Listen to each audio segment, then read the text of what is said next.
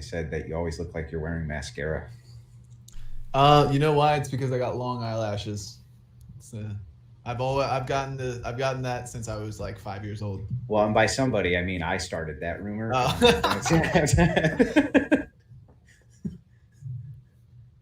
By somebody, I mean me. I didn't want it to get back to you and you not know that it was me who put that evil on you, dude. Well, look, you're gonna have to take it up with the long list of crushes that girls had on me when I was in middle school and high school and beyond that. Okay, up until I met my wife. You're gonna have to take it up with all of them and see Were what they they all think about were they my lesbians? mascara. Were they What's that? lesbians? Were they lesbians? They're trans now. Kind of funny. I think TJump is live on his end, so.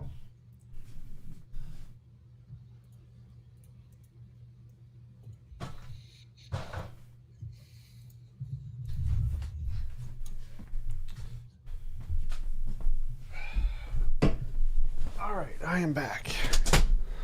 Okay. I don't need these. What am I doing? Habit. Kay Fellows has your chair, dude. She stole your idea. All right, I should be good now. Okay. Alrighty then, I'm ready. Let's go. All right. We're going.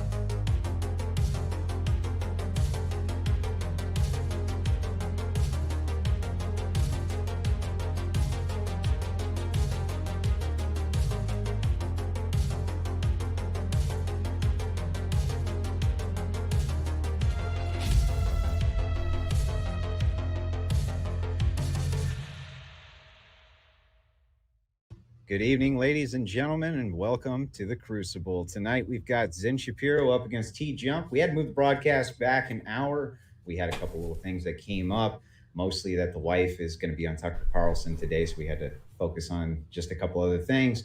But the debate is on. I'll be right back with the debaters. Before I want to say to like, subscribe, all of that. Since TJump is a regular on Modern Day Debate, I'm going to shout that channel out too, and I'll try to do my best James impression when we get back when I introduce the two debaters. So hang tight. We'll be right back.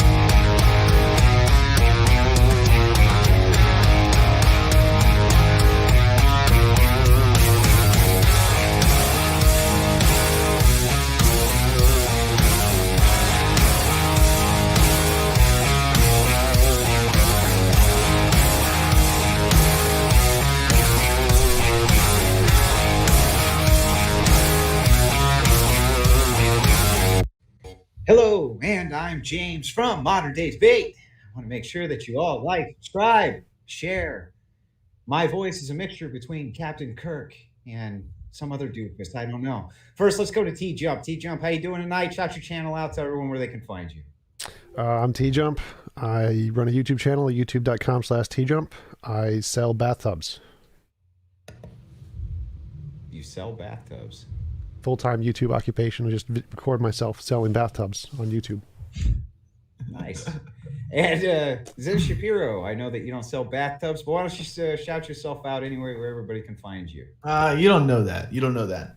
But I'm Zen Shapiro. I'm a paleoconservative. You can find me on Twitter and YouTube. I have my own channel where I do exclusive debates that you won't find anywhere else. I am the in-house right-wing debater on the Crucible. I debate right-wing ideas on behalf of the Crucible. And I'm ready to go. I'm very interested in this. Thanks for having us on. Great. Tonight's topic is going to be on abortion. Both contestants, I guess you would call them, debate bros, are going to have 7-minute intros for their opening statement. We're going to get right into the debate after that. It's going to last somewhere between an hour and a half. We'll take super chats the entire time, of course, and then you'll have 7-minute closing statements. We'll get to the audience questions. That sound good to both of you guys? Yep. Okay. As you're the challengers, then I'm going to allow you to open. Okay, yeah, I'm pro-life. I oppose all abortions. The scientific fact of the matter is that human life begins at conception, and I can defend this if we need to. It follows from that abortion is, by definition, killing an innocent human life. That's murder. That's wrong. I oppose that. That's why I oppose abortions. I want to know what the reason is, what the justification is that TJump will put forth for why we should have abortions, why we should be able to kill human lives. And I want to determine if there is a consistent, non-arbitrary principle that delineates a human in the womb versus a human outside of the womb. And I'm interested to see where it goes. But that's my opening statement. Okay, TJump, you got 7 minutes. Sure. Let's see. Abortion is self-defense. Self-defense, you have a legal right to use lethal force in the case of self-defense if deadly force may only be used in self-defense if the defendant reasonably believes he or she is threatened by death or great personal injury. State v. Walden 131. Personal injury is a legal term that defines cases in which a person is harmed by another person or entity. A defendant in a personal injury case is not accused of malice. That means intent doesn't matter. Bodily harm means physical pain or injury, illness, or impairment of physical condition. Great bodily harm means injury that creates high probability of death or causes serious permanent disfigurement or which causes permanent or protracted loss of impairment of the function of the bodily member or organ. Serious bodily harm. Examples: scarring, tissue buildup, loss of an arm, leg, foot, toe, eye, ear, loss of motor function, contortions due to nerve or muscular skeletal damage. So pregnancy definitively qualifies as great bodily injury, which then legally justifies the use of lethal force. Don't take my word for it. We can literally just look at the court cases. A bunch of legal terms for the list of the court case. Serious personal injury means great bodily harm, disfigurement, extreme mental anguish, or mental trauma. Pregnancy is listed as one of these: disease, loss of impairment, or sexual reproductive organs. This is the Nebraska, state, Minnesota criminal code, statute, big numbers. Injury is defined, great personal injury is defined as bodily harm or severe mental anguish or pregnancy. Illinois, compiled statutes, chapter 720, legal stuff, subdivision, blah, blah, blah, defines great bodily harm to mean physical harm that includes, but is not limited to, sexually transmitted disease, pregnancy, or impotence. New Mexico, same thing. And I just go down the list, multiple states. There are numerous court cases that elucidate this.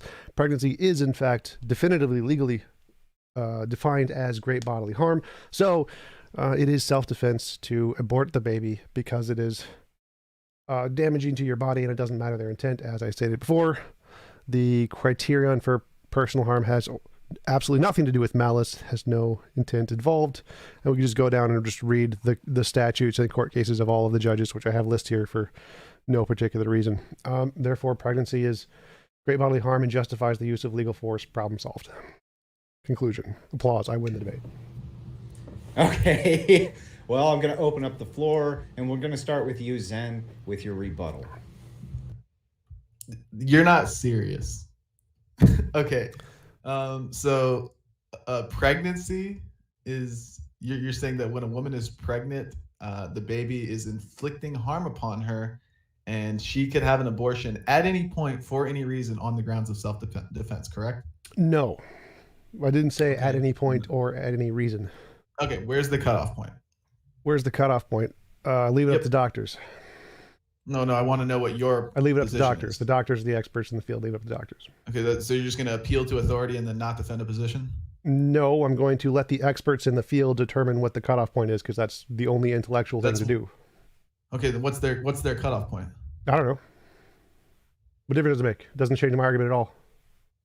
No, you're strictly appealing to the authority, but then not giving the grounds that the authority is arguing. No, because my argument wasn't. Hang on, real quick. You can appeal to an authority as long as you are versed on what the authority is arguing. Like I could say I appeal to the biology. That's not how it works. You're an idiot. That is how it works. So I can appeal to authority. Wait. So I can appeal to authority. Say the quantum physicists know quantum physics. I don't need to know anything about what the quantum physicists say. Like no, you don't need to know that. Then you can't argue on the grounds of quantum physics because you don't know anything about quantum physics. Stop. None of that had to do with anything I presented in my intro. So you're going off on some irrelevant side tangent that I don't. You brought it up. You brought up quantum physics. No. The part about what is the cutoff point? That's something you brought up that I didn't say anything about my intro in. Yeah, well, I want to know your principle. Wait. My argument was pregnancy qualifies as great bodily harm by the legal definition.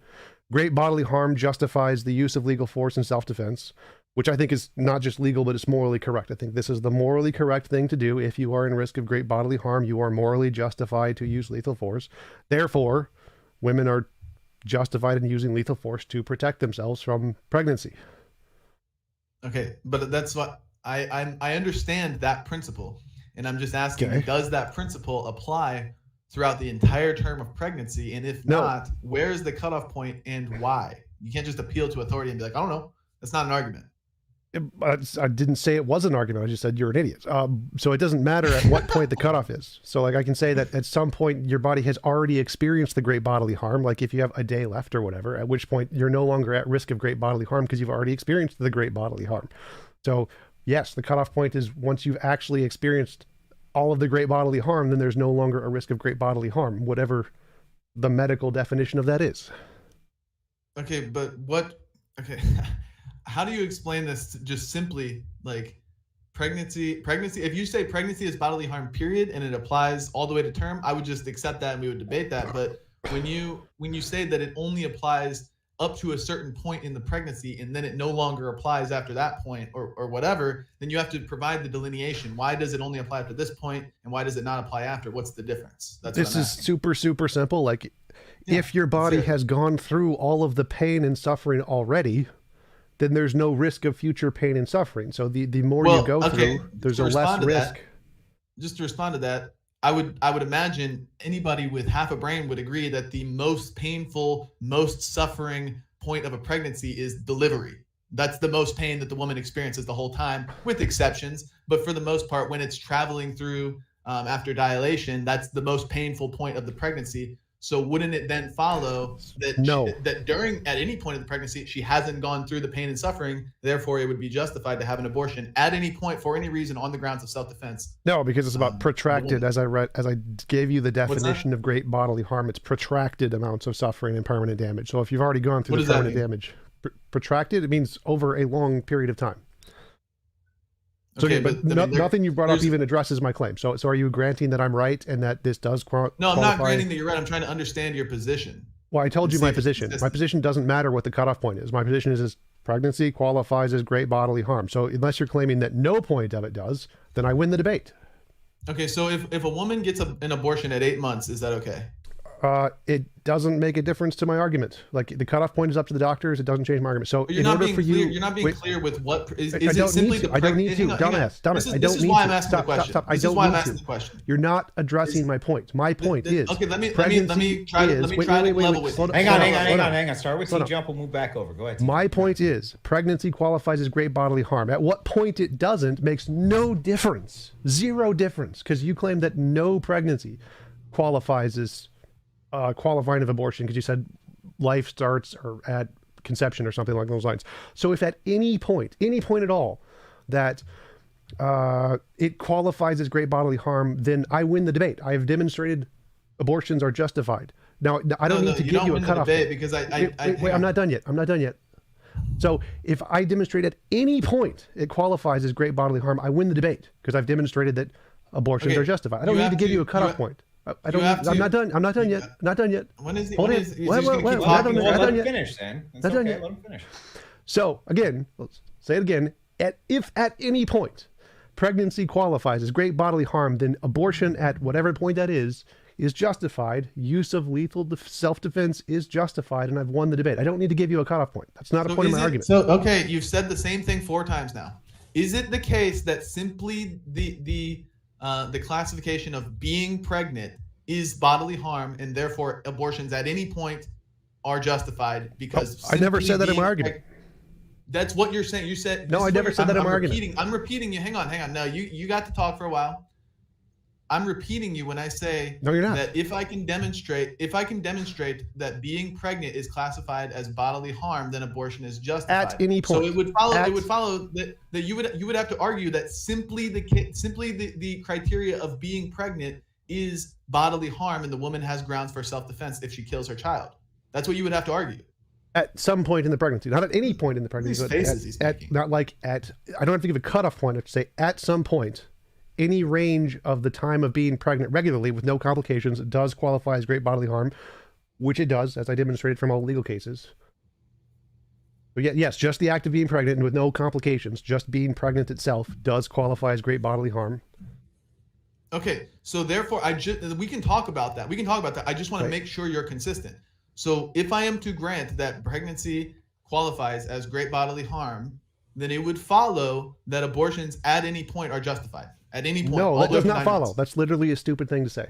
That does follow. No, it doesn't. No, it doesn't. If simply being pregnant is classified as bodily harm, and you can act repeating yourself isn't going to make it less wrong. Bodily harm is if bodily harm, if you can justify abortion due to bodily harm, and bodily harm is present as long as you are pregnant, then it would follow that abortion is justified at any point. No, it logically doesn't. So it logically does. No, you're an idiot. So as I said before, if you go through like eight months, almost 9 months of pregnancy, you've already gone through the bodily harm. So the more suffering you go through, the less suffering remains. And so at some point, the amount of suffering remaining does not justify killing the child. The 9 months of suffering does.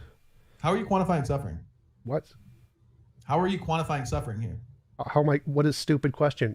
The representation of the person. They can say, "I feel pain." That's how you quantify suffering. Suffering remains. So how are you quantifying suffering? Person says this hurts. That's how you quantify. Like what?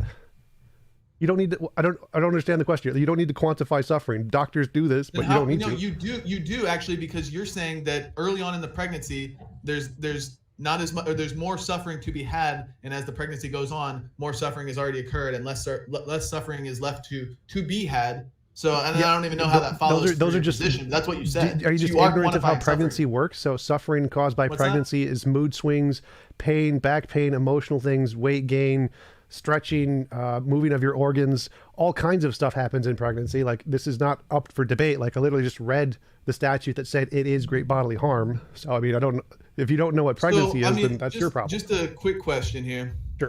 If I like, I'm happy to just grant you these things. I just want to see if you're consistent. Like, if bodily harm, you mentioned things like scarring and tissue buildup. So, like in the case of breastfeeding, a woman would have scarring and tissue buildup when her child is breastfeeding, when it's outside of the womb. So could she interpret that as self-defense and then kill her child? No. Oh, why not? It's scarring because it's not prolonged suffering. Like, you can stop it. What is prolonged suffering? That's subjective. That's arbitrary. No, it's not. I literally just read the legal definition. It's not subjective. I don't. What do you mean by prolonged suffering?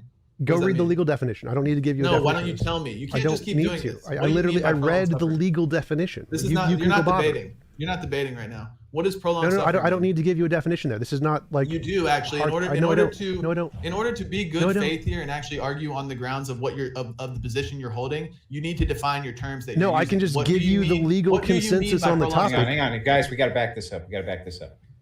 I think it's interesting. I've never heard this before, right? Never heard this defense of abortion before. So I'm literally taking notes here as I'm going, but I want to make sure I have this position down. Essentially, you're making an appeal of self-defense for abortion. Yeah, TJump? Yep. And your problem with this is that I'm talking to Zen now. Your issue with this is that he's not being clear on when this is cut off exactly, and you think he needs to justify why, uh, why there's no cutoff point, right?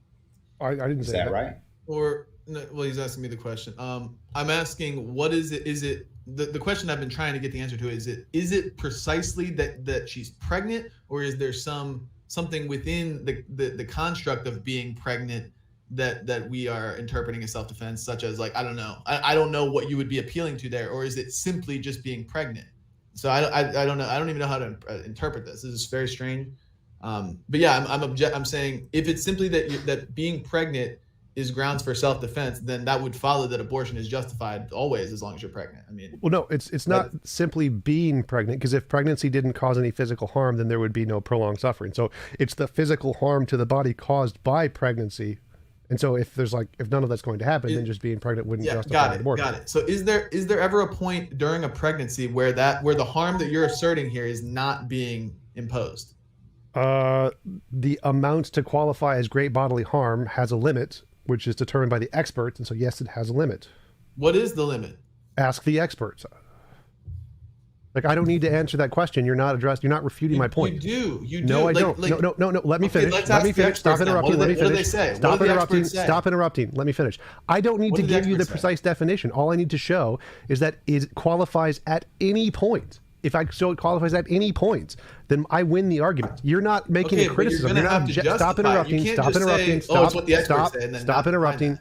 I don't need to give you a definition. You need to refute my position. You need to say, no, it is not. I don't need to know your position because you're not giving it. Stop interrupting. Stop interrupting, kid. Stop. So you need to show, kid. Call me a kid. I look older than you. I look more mature than you. Kid, stop. So you need to actually refute my point. Let him finish up. So you need to either refute my point or object to it, saying give a definition. I don't need to give a definition. I can give you the legal cases. Stop interrupting, kid. Stop interrupting. I can give you the legal cases where they give you the definitions, and you can look them up for yourselves. But I don't need to care. I don't need to give you specifics. I just need to say, stop interrupting, kid. Holy shit. Yeah, let him finish. Just let him finish. So, we'll give you the floor, I promise. All I need to show is at any point this is true. My statement that pregnancy qualifies as great bodily harm, if this point is at any point correct, I win the debate. I don't need to give you precise definitions. I just say at any point. You're still interrupting. Kid, let him finish. You're still interrupting. He keeps saying the same thing. I know, but could you mute him so I can finish, and then we can move on? I'll mute myself. Yeah, just chill out for a second. Let him finish. So, as I said, my opening point was pregnancy qualifies as self-defense because it qualifies as great bodily harm. Which premise of that do you reject? Asking me to give you a definition doesn't help here for what specifically you want. All I can say is the sufficient amount of pain of the process of pregnancy qualifies as great bodily harm, and the courts say it's something like the first or second trimester, depending on states. I don't know. Different states say different things, but it's definitely, they do say that pregnancy does qualify as great bodily harm. So unless you reject that premise, asking for a definition doesn't do anything. It just means I win the debate. So you have to reject one of the premises of my argument, not just ask for further specific definitions. Okay, Zen, you can respond, man. Floor is yours. There's no way for me to actually attack your position if you're not willing to disclose what you are saying. When you assert a position and there's a word that you use or a phrase that you use in that position, like bodily harm or self-defense or whatever, and your opponent says, what do you mean by that? You can't just say, oh, it's up to the experts. At that point, you have to say, it's up to the experts, and this is what they say. And that's what I'm asking you. What is the expert definition of what bodily harm is and how that applies in the case of pregnancy? Which premise in my argument does that refute? I'm just trying to establish what your argument is. It doesn't refute anything. I'll give it again. Hang on, real quick. I'm not refuting your argument with that question. I'm trying to determine what your argument is. Okay, so you're not giving it. I'll give it again. My argument is that pregnancy qualifies as use of lethal force for self-defense because it qualifies as the legal definition of great bodily harm, which is a sufficient amount of protracted pain, which I read. So if you want to say, then you have to either say it does not qualify as a sufficient amount of pain, which all of the legal experts say it does, or you have to say that some other argument to say this is wrong. Like saying what the specific definition is doesn't matter here. It makes no difference. You just have to say either it qualifies as sufficient pain or not. Got it. Sufficient pain. So how do we determine what the sufficient level of pain is to justify that abortion is self-defense? Why do you which premise does that refute? I don't need to give you a specific answer. I'm not refuting a premise. I'm trying to clarify what your position is. Like I'm like at this point, I'm not even looking for the contradictions or the inconsistencies right now. I'm simply trying to determine. I don't need to give you a specific definition. You just keep saying it's all the legal definitions. Oh, the experts say this. Yes. And then I ask, what do the experts say? You go, I don't know. Go ask the experts. That's not an argument. You're not debating right now. No, I don't need to provide that. Like, as I said, I don't need to give you the specific exact definition. I can just say it causes enough pain. Yes, you do. No, I don't. Like, yeah, you would need to say it does not cause enough pain. I don't need to give you a specific amount. So, so if he refutes it by saying, like, he disagrees with the pain threshold, and you guys haven't established what the pain threshold is, can you refute that? Or yeah, I can say the legal definition has. Like, if you go ask the doctors, they say it does. They're the experts. So you're wrong. You're simply okay. Great. So you're appealing to the authority. What does the authority say? Again, I don't need to answer that. Like, if you want to debate, no. Wait. I'm not done. I'm not done. I've heard you. Hang on. Hang on. Stop. Because I'm trying to follow this too. If Zen says then, because I'm trying to get this right in my own head. So if Zen says then, well, the experts don't say that. Well, I literally just read the court cases where they literally said that. So I mean, what Zen would have to say is the experts are wrong. Pregnancy does not cause a significant amount of bodily harm, which then he looks like an idiot. Or he has to admit that they're right and I win the debate. Like, those are his options. I don't need to give a specific definition here. No, I want,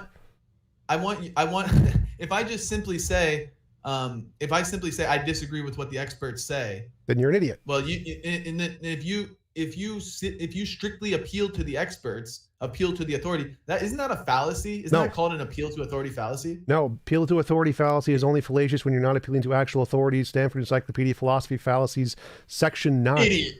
Idiot. Okay. I'll quote the Stanford Encyclopedia of Academic Philosophy what actual fallacies are. Listen, dude. Part of a debate, I have no problem actually just appealing to an authority to back up what you're saying, as long as you're able to articulate. You don't need to do that. That's not how arguments work. Hang on. As long as you're able to articulate precisely what that authority is saying and how it applies that's not to a part your of the argument. argument. When somebody asks the question, okay, you're appealing to the authority, what are they saying? And you're just like, I don't know, go ask them. Like, that's so incredibly bad faith. You're not being informative at all. No, that's not how arguments work. You can appeal to authorities if they're actual authorities. Like, I literally just quoted the Stanford. Let me respond. Let me respond first. So, as I just quoted the Stanford Encyclopedia of Philosophy, which is an academic peer-reviewed source of academic sources, the definition of appeal to authority is if they're not real authorities. If they're real authorities, you can appeal to them, but it's not fallacious. I'll grant you that they're authorities. What are they saying? I don't need to give you that. If you need to say that they're wrong. This is not serious. Wait. Stop. No, you're not serious. I'm not done yet. Not done yet, kid. Not done yet, kid. Come on, serious. kid. Can you mute him for a second? So hang on. Let him go. Hang on, let him go. So again, my claim is pregnancy causes enough physical damage and pain to qualify as great bodily harm as stated by the experts. The doctors and the lawyers have a very specific criterion for that. Do I need to know that? No, I just need to know, does pregnancy cause... Wait, stop. Does pregnancy cause enough obvious physical pain and suffering to qualify as great bodily harm? The answer is yes. Like, I don't need to give you the specifics of what the criterion is. I just need pregnancy is pretty serious physical harm. Like, I don't need to give you the specifics. This is what your argument is like saying, well, what is a heap? Like, you probably don't even know what the problem of the heap is. Giving a specific criterion for something that's an obvious thing doesn't matter. If I can say it's significant enough that it qualifies, I don't need to give you the specific. You would say, well, quickly, just to address like that problem of the heap, like that's you wouldn't use the word heap in a formal setting. You would have to only use that colloquially. Sorry, that's just like what that means. You would use it in a casual setting, and we know what we're saying in casual conversation. But if you're trying to assert some sort of logical basis behind a heap, well, that's an unclear, not really a formal definition. So I understand, but that's what you're actually doing right now. You're asserting bodily harm. You're asserting interpret what can be interpreted as self-defense, but then not being clear on what that definition is. It actually your definition of bodily harm here is equally as susceptible to like that problem of the heap that you referenced. As the heap itself. No. So like, let me try to explain this to you. So the problem of the heap is that knowing how, like, if you add an extra grain of sand, does it become a heap now? Add an extra grain of sand, does it become a heap now? If you look at a single grain of sand, it's not a heap. It's definitely not a heap. It has to be a sufficient amount. I understand. Sand. I know what the problem with a heap is. So if you cut someone's arm off, I don't need to give you the specific definition of great bodily harm to say that's great bodily harm. Causes a lot of pain, permanent damage. Do I need to give you a specific cutoff point? No, that's definitely great bodily harm. So if I can give you an example, wait, I'm not done yet.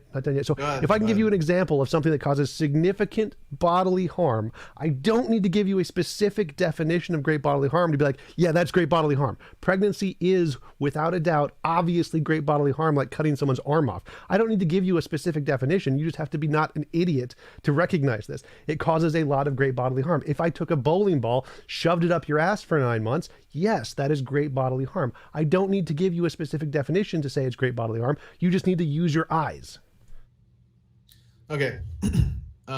So basically, this is like he's basically saying, here's the definition, just accept it. Don't dispute it. No. Even if it's unclear, you have to just accept it. You have to accept that a human being simply that a human being simply existing in the womb is inflicting bodily harm upon the mother. How that is, I don't know. I'm just appealing to the experts. They say it's bodily harm. Why do they say it's bodily harm? I don't need to know that. But you need to accept it, even if it's unclear. I didn't say any of that. This is the most bad faith argument I've ever heard in my life. This is insanity. So that's not what I said. You said, okay, I can agree that cutting off somebody's arm would be inflicting bodily harm upon them. You're causing them pain, you're causing them suffering without their consent, and you're willfully inflicting that upon them. But the human in the womb is not actively doing anything. They are simply existing in a place where they actually don't even have the option to leave, even if they want to. They're not consciously One sec. So remember at the very beginning, Go ahead. Well, at the very beginning, I read that malice isn't a part of personal injury suits, so intent is irrelevant. It makes no difference. Zero difference. So intent is completely irrelevant. Doesn't matter if the person intends to cut your arm off or it's an accident or they're having an epileptic seizure. It's still great. No, it does. It does matter. I literally read the legal definition at the beginning. Malice is not a part of personal injury. No intent matters. Personal injury. Justified self-defense intent matters. No, it doesn't. I literally just read the legal case at the very first sentence I said. Malice is, I'll do it again. Let's go back and prove Zen Shapiro just doesn't know how personal injury works. Personal injury is a legal term that defines cases in which a person is harmed by another person or entity. A defendant in a personal injury case is not often accused of malice. Okay, but we're not talking about personal injury. We're talking about self-defense, justified self-defense. Okay, so I agree. One sec. Drop a glass and it can fall on your head without my intent. One sec. So if I throw the glass at your head, wait. So my argument was, pregnancy qualifies as self-defense, use of legal force, because it qualifies as great personal injury. The second half of that is personal injury, and personal injury is a legal term that defines cases in which a person is harmed by another person or entity. A defendant in a personal injury case is not accused of malice. So that's okay. Great. Personal. We are talking about personal injury. Own the consequences of that position. Just real quick, own the consequences of that. Pregnancy, to use your words, pregnancy qualifies as great personal injury. Yes. Pregnancy. You're pregnant at 9 months in the womb. 9 months after conception, the woman is still pregnant. Pregnancy is great personal injury still occurring at 9 months in the womb. So saying pregnancy causes great personal injury means the entire term, the whole 9 month term, like whatever, that whole thing counts as great personal injury. Now, at some point, it may not. At some point, there's some limit. Doesn't matter what that is to the argument. It does matter what that is. In order to argue your position, yes, it does. No, it doesn't. So again, how does my argument, which premise does not follow from or which conclusion does not follow from the premises, depending on where you place that marker? Premise one, pregnancy causes great bodily harm. So again, just to clarify. You just I apologize. I don't mean to interrupt here. So pregnancy means the entire 9 month term, the cumulative amount of pregnancy, the whole thing, not segments, the whole thing in its totality. Got it. So pregnancy is interpreted as great bodily harm. Premise one. Yes. Premise two, great bodily harm justifies self-defense, killing. Use of lethal force. Yes. Premise three, killing a human that you're pregnant with is justified, right? Conclusion, yes. That's not premise. Okay.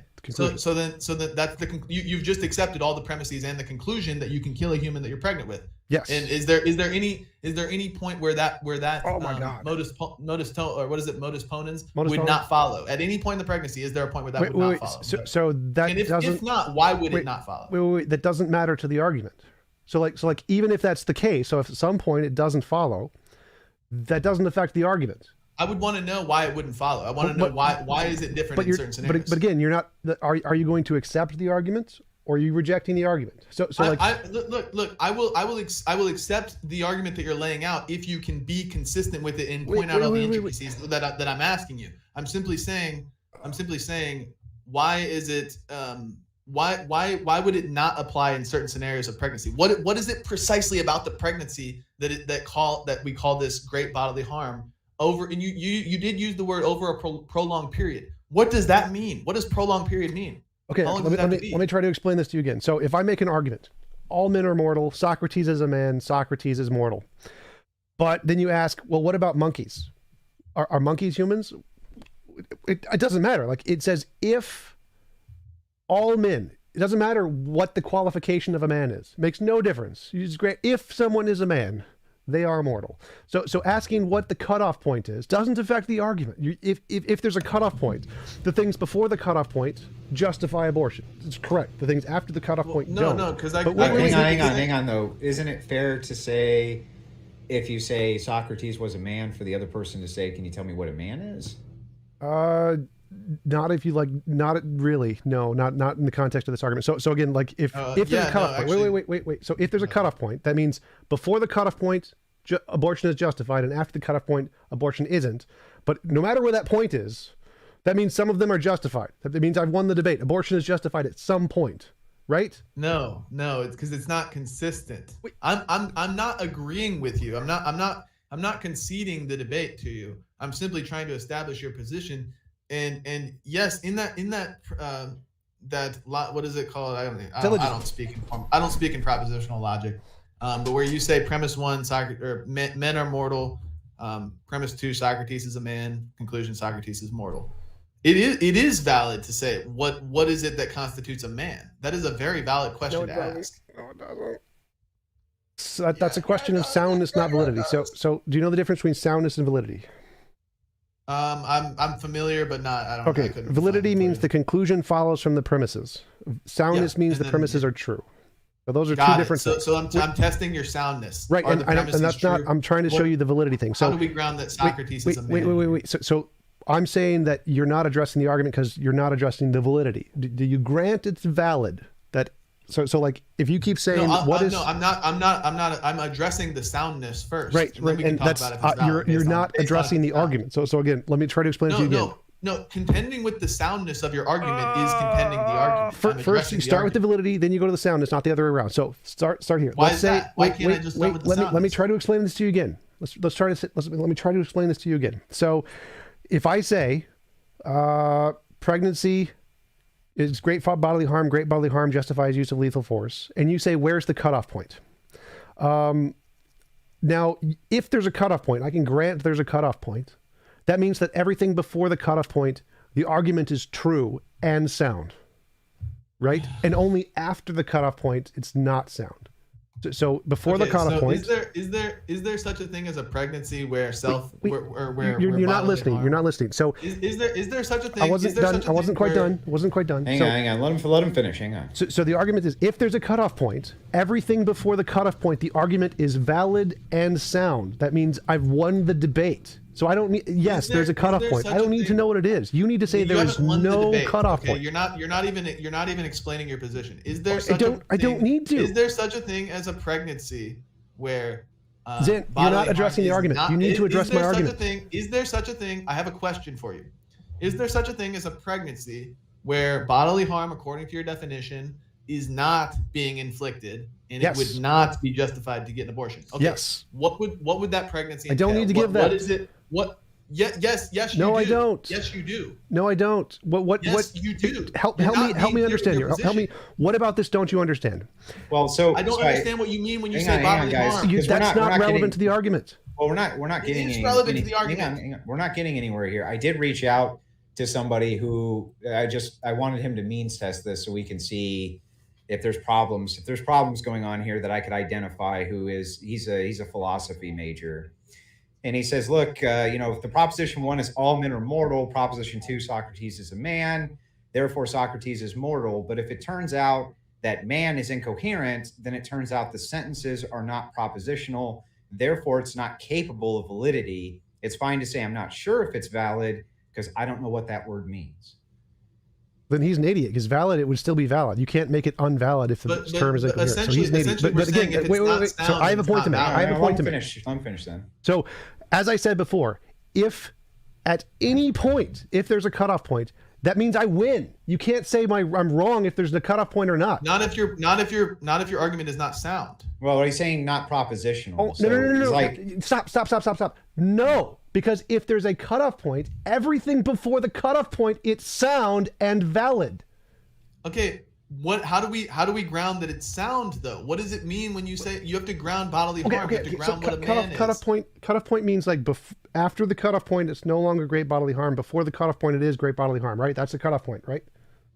Yeah, I want to know. So before the cutoff point, how do you ground it? How do you ground it prior to this? Hang on. Let him finish for a second because I want to hear this. I do. How do you ground why it's sound prior to the cutoff point, and what is the difference after that cutoff point? Why is it no longer? The cutoff point doesn't matter. Remember. So if it's sound before, stop. So I'm trying to explain basic logic to you here. So if before the cutoff point it's sound, then I don't need to say anything about after the cutoff point. I can say everything before the cutoff point, abortion is justified by great bodily harm. I don't care what's after the cutoff point. I've just proven my point. What is the cutoff? How? I don't. The cutoff point doesn't matter. If it's anything after day 1, there are legal justifications for abortion. You're an idiot. It does matter. Like how do you not understand this? Cutoff point 50-50. Let's say it's 50-50. The first 50% of abortions are justified. I win the debate. It doesn't matter where the cutoff point is. But you have to justify. No, I don't. How do you not understand this? This is basic logic. This is insanity. You are not good. Yeah. Well, so what he's saying is that if it turns out that it's not a proposition, because all arguments as sets of propositions can be sound. They can be valid arguments, but still be incoherent. What the philosopher is a dumbass. He knows nothing of what he's talking about. I'm going to take a wild guess. So the guy in your comments is a dumbass. He has no idea what he's talking about. Don't bring him up again. You have to address my argument. My argument here is that if there is a cutoff point, I can just grant there's a cutoff point. Everything before the cutoff point, I win the debate.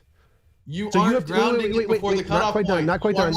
You're not establishing that your propositions are sound. Yes, I am. You're not establishing that. Because yes, I am. So oh my God, you're so stupid. You're so stupid. Holy shit. All you're doing is calling me stupid, and I'm telling you why. No, I'm literally explaining to you why what you're saying is dumb. Do you understand that? I'm literally explaining to you why what you're saying is literally stupid. I'm just laughing at you. Dude, you're an idiot. You're an idiot. Oh my God, how can you be this stupid? So again. So if you say, unless you say there are literally, like, to use the example of Socrates as a man, unless you're saying there are literally no men, no one is a man, as long as you grant there is a single man. Not what we're saying. Wait, stop interrupting, kid. Stop interrupting, kid. Holy shit. If you grant that there is a single man on the planet, then the argument follows. The argument is true. It is valid and sound. The only way to say it is not is you have to say there are literally zero men. You would have to ground. This is what you would have to do to validate that argument. You would have to ground what a man is and how Socrates meets that definition in order to justify that conclusion that Socrates is moral. I don't, because that's obvious. You have to argue there are zero men. Unless you argue there are zero men, if you grant that men are a real thing, I win the debate. No, your conclusion is that Socrates is mortal because Socrates I don't understand that. Like, what if you didn't know what a man was? What? It doesn't matter. So if you grant, like, do you not know what pregnancy is? Have you never heard of pregnancy? Are you ignorant of what pregnancy is? Well, no, that's not what I mean, though. I'm just saying. Well, no, that's what this debate is. He's claiming ignorance of, like, the most basic things everyone already knows about. Like, I don't know what a man is, so I can't grant the argument. Like, then you're an idiot. No, it's simply for the sake of argument. Let me explain if somebody disputes your definition of man, you have to be able to define that. So again, I don't need to give a precise definition of man because we all know what men are, right? We know what a man is. Biological man, XY chromosome. We know what that is. I don't need to give a definition. We know what minute, so we can say yes. Okay, you just yes. did. Okay, there you go. Stop. Hey, Stop. perfect. Stop. Hang on. Stop. No, Stop interrupting, right there, kid. right there. Stop interrupting, kid. You gotta stop. You gotta stop. Stop interrupting, kid. Can you mute him so I can finish my point? Hang on, both of you, because we're not getting anywhere here, right? We're just going around in circles. I can move us forward. Okay. No, you can't, because I need to respond to the stupid shit you just said. Let TJump respond. We'll move it over if you can move it forward. Go ahead, TJump. So again, if I say Socrates are all men are mortal, Socrates is a man, Socrates is mortal. If you start giving like a pedantic, I need an exact definition of man or I can't grant your argument, well then you're a fucking dumbass. You're just so fucking stupid you aren't willing to talk. So don't interrupt. Because we know what a man is. Let him finish. Hang on, just let TJump finish. He just said a bunch of words to call me a dumbass. I know you got plenty of debate though left. I'm not done calling you a dumbass yet. So if we know what a man is, if it's so obvious, I'm sure of that one. If we know what a man is, anybody who's asking for a definition of man is just being pedantic and because they're avoiding the argument because they know they've lost. We know great bodily harm is just to establish clarity. Can you mute him? Can you mute him so I can finish? Can I please respond? Or are you just going to keep talking? If you let him finish, I will let you have the floor, I promise, but please let TJump finish. So we don't need to give an exact definition of great bodily harm. As he admitted, if you cut someone's arm off, that qualifies as great bodily harm. So we know great bodily harm is a significant amount of physical grant. He's granting the concept is coherent. He knows the concept is coherent. He's not saying the concept of great bodily harm. Can you please mute him so I can finish? You need to mute him so I can finish. Let me respond to what you're saying, dude. You let me finish. No, I want to respond to what you said like 3 minutes ago, dude. Let me finish. Let me finish speaking. Could you mute him so I can finish? Could you mute him so I can finish? I need you to mute him so I can finish. When I asked you what a man is, and you said everybody knows what a man is, and then what you do, you defined a man. You said person with an XY chromosome. You defined man. Congratulations. Hang on. Now do that with bodily harm. I'm going to leave if I have to keep putting up with this. You got to shut him the fuck up. I got to be able to finish my point. Zen, you just got to let him respond, and I will let you have the floor. I promise. But just I want to respond to what he said 3 minutes ago. I know, and you'll get a chance to. Write it the fuck down. Respond to it after I'm done. Idiot. Fucking dumbass. So he's already granted great bodily harm. Hang on. Mute him. Holy fucking shit. Mute him now. Mute him fucking now. He's muting himself. Fucking dumbass. Mute people if I can avoid it. Holy go ahead, TJump. Finish. Go ahead. He's already granted great bodily harm is a coherent concept. We understand what great bodily harm is. He admitted cutting an arm off is an example of great bodily harm. Shoving a bowling ball up somebody's ass for 9 months is an example of great bodily harm. Do I need to give it a specific exact definition? No, we already understand the concept. Like we understand the concept of man. We do not need a particular definition. He's avoiding the topic because he's a dumbass. So, no, I do not need to give a specific definition of the cutoff point because it doesn't matter. If there is any cutoff point, hang on, it's almost done. Fucking dumbass. I don't believe mute his fucking dumbass. So, if there is any cutoff point, and we know there is obviously a thing there, then guess what? I win the debate because everything before the cutoff point is great bodily harm. The argument is both valid and sound deductively, you dumbass. So unless you argue there is no such thing as great bodily harm, he's not done. Mute his dumbass. Holy fuck. Last fucking warning. Mute his dumbass or I'm gone. Mute him now. Mute him now. Just mute his fucking ass now. I'm so tired of this. Mute his fucking ass now. We're not going forward until his dumb ass is muted and I see the fucking mute button. Richard Spencer. Mute his fucking ass now. I can't mute him in a blood sport debate. Bye. Man.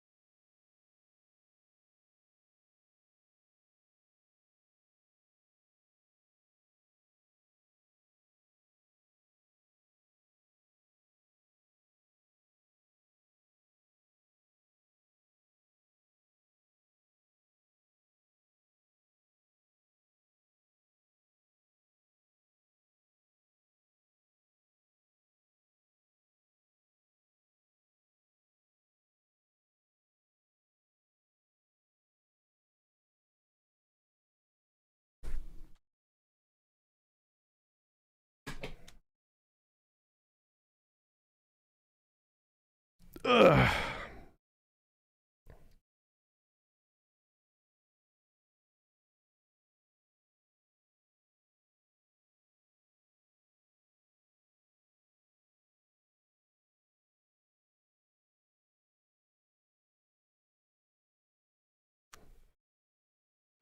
Shoe.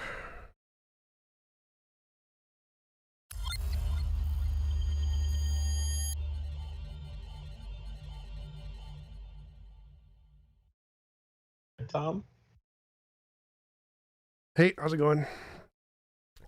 Good, good. How's it going? I caught the tail end of that debate. That was fun, huh? Yeah, what a dumbass. How did he not understand the argument is my question. He did. He's just trying to deflect, to bring up a talking point to try and get away from actually admitting that I'm right.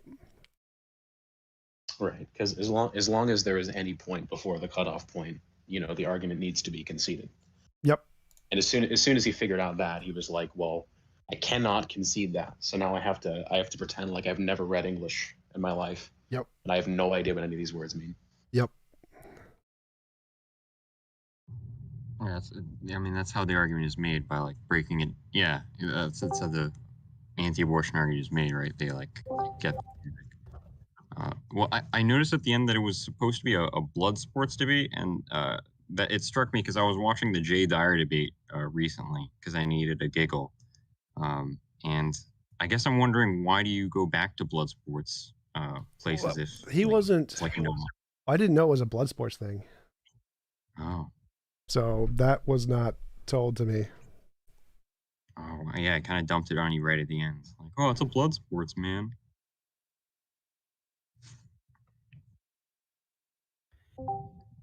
If you had known it was a blood sports, would you still probably have done it? No. I'd be like, no. Interesting. Hey, Tom. Hey, how's it going? Hello. Just a question about moderators. What's the point of having moderators when they're so useless? Yeah, exactly. Like, if there's a blood sport, what's the point of a moderator? That's a good question. Like, you expect, if there's a moderator, you expect them to actually moderate, and they didn't. Yeah, they have one job.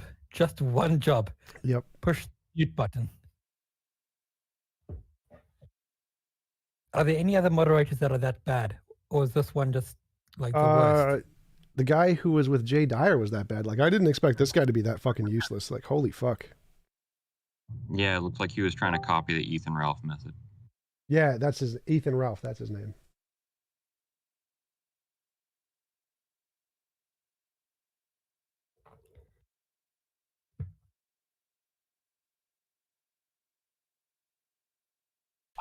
Oh, what's gonna go When he on? brought on the guy who apparently knew philosophy. Andrew is the guy from the Crucible. He was like, I asked my philosophy friend, and he tells me that if you tell your opponent, I don't know what a man is, that invalidates the argument. I almost had a heart attack. I was like, if you give a deductive argument, even if you didn't know the content of any of the words and the premises, right? It's not about the contents for validity. It's about the structure.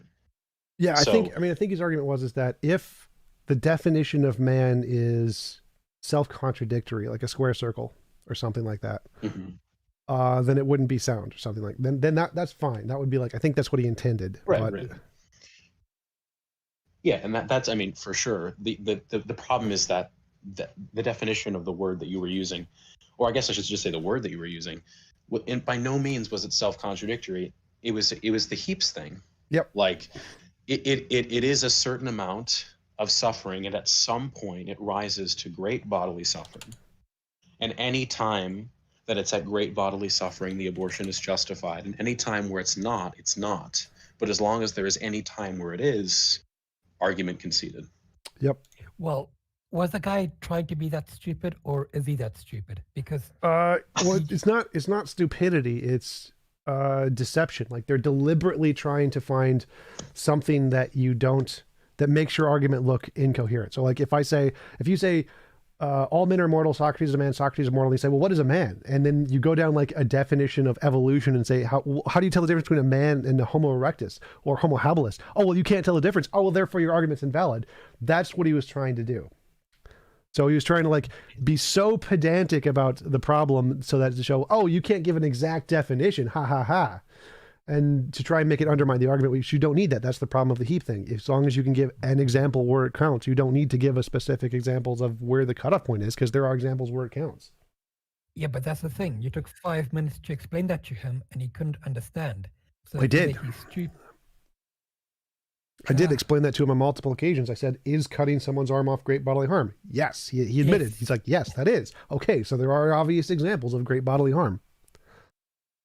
Yeah, but Yeah, as long as you can think of one example of great bodily harm, you can compare the known to a new example and you can say, does it fit the criterion, yes or no? If it does, then Tom wins.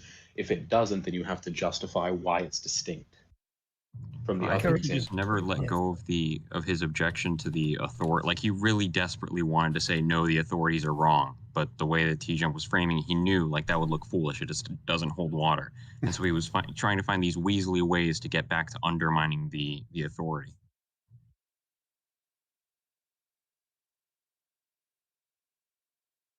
Yep. When he didn't understand the appeal to authority fallacy, I genuinely chuckled. That's pretty funny. I joined late, so I didn't hear about that. Oh yeah, he was like, if you quote experts in a relevant field on their opinion on a particular issue, that's fallacious. Yeah, he said that. He said that's an argument from authority fallacy. I'm like, no, it's not. How do you even say that? Most theists actually think that's the case. Most people who don't know philosophy think that any appeal to authority is a fallacy, just because like the name of the fallacy is appeal to authority. So it sounds like if you're say an authority says, then it seems like that the intuitive definition of that string of words, appeal to authority, would fit the case of you just saying an authority says, but it doesn't. That's not what it means. It has a very specific definition.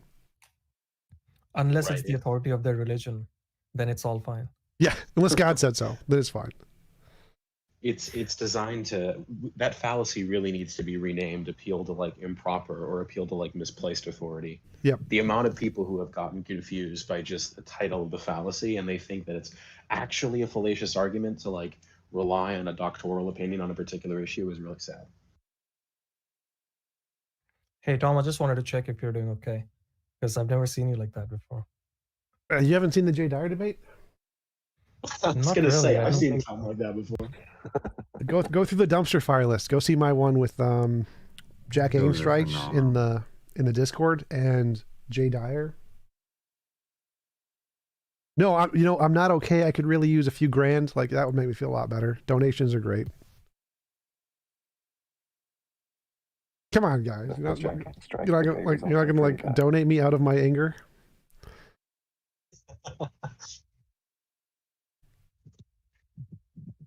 Hey, TJump, I want to challenge you a little bit on this topic. Sure. Okay. Well, I've heard you say that it's immoral if a rock lands on your head, right? What was that? The full question? Was there? What? Well, just try to follow me for a little bit. I've heard you said that it's immoral if a rock lands on your head, right? Yes. Okay. Well, now let's say that I'm walking down the street and I see you like just laying there having a seizure. Am I morally and or legally obligated to help you? No. No, correct. We agree on that. What if I'm the one that, let's say, I'm in my car, I will run a red light and hit you and cause you to be there on the street having a seizure. Am I legally and or morally obligated to help you? And when I say No. help, I don't mean thoughts, prayers, best intentions. I mean, No, you can't. You I'm can't not be legally charged. obligated. You're not like charged additionally for not helping the person. You're going to be charged for like hitting them with the car, but you're not going to be like there's not like an additional charge for not helping them, unless you like try to run. Like if you tried to run, they'd be charged for that, leaving a crime scene. But there's not like you didn't call an ambulance. We're going to charge you for that. Have you heard about the what's it called, the duty to rescue laws? Nope. Well, the duty to rescue laws basically said that if you see somebody like in distress or needs help, you're not legally obligated to help them unless You caused the harm, the the the the distress, something like that, or uh, there's a special relationship like employer employee, something like that. So you are legally obligated to help. And I'm not saying legally obligated like they're gonna force you to help. It means that if you don't act and this person suffers or they die, then yes, Yeah, you I are wouldn't agree with legally that. I don't think obligated. anybody's ever been like convicted of that anyway. I think it is. Except for But I like can't mention any if you're like cases. what's it? Lifeguard or things. Lifeguards are obligated to do that, but not like regular people. I I well, let's say that there are lifeguards. There are lifeguards, and they're not. They do act. Let's say you're injured, and there's a lifeguard, and they help you, and you live. But and I didn't do anything. I ran over you. I didn't do anything, but you lived because of the lifeguards. I'm not going to be charged for manslaughter because somebody else helped you. Right. But if I didn't help you, then yes, I'm going to be charged with like manslaughter. And you Right. die, yes, it's going to be manslaughter. Yes. So I am legally obligated to help you. No. So like you're gonna face consequences proportional to the damage caused. So if you killed me, that would be manslaughter. But if you didn't kill me, that wouldn't be manslaughter. So it's all dependent on how much damage is caused. You're not like obligated. Like you should probably call an ambulance and hope I don't die, because that means that's going to save you some prison time, but you're not obligated to do so. It's not an extra charge. Well, do you agree that it will be different, the charge, if I help you and you don't die? It will be a different charge. I Right, it won't wouldn't be be charged manslaughter, 'cause I wouldn't with the die. manslaughter. Exactly. It will be, I don't know, like reckless endangerment or something like that. It will be less if I do help you Vehicular and assault, you live. yes. Sure. Something like that.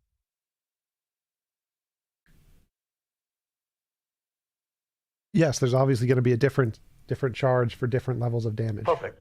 Going back to the, what if with the rock thing? Let's say I throw the rock.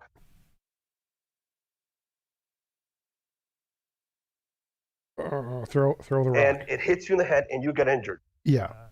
Go back to the same thing. Go back to the same thing. If you die and I don't do anything, well, I'm going to be charged with manslaughter. But if I do help you, it's just going to be a reckless endangerment, something like that. Yeah. Correct? Yep. Would it be a valid legal legal defense for me to say, you know what, it wasn't me. I didn't consent for gravity to pull on the rock.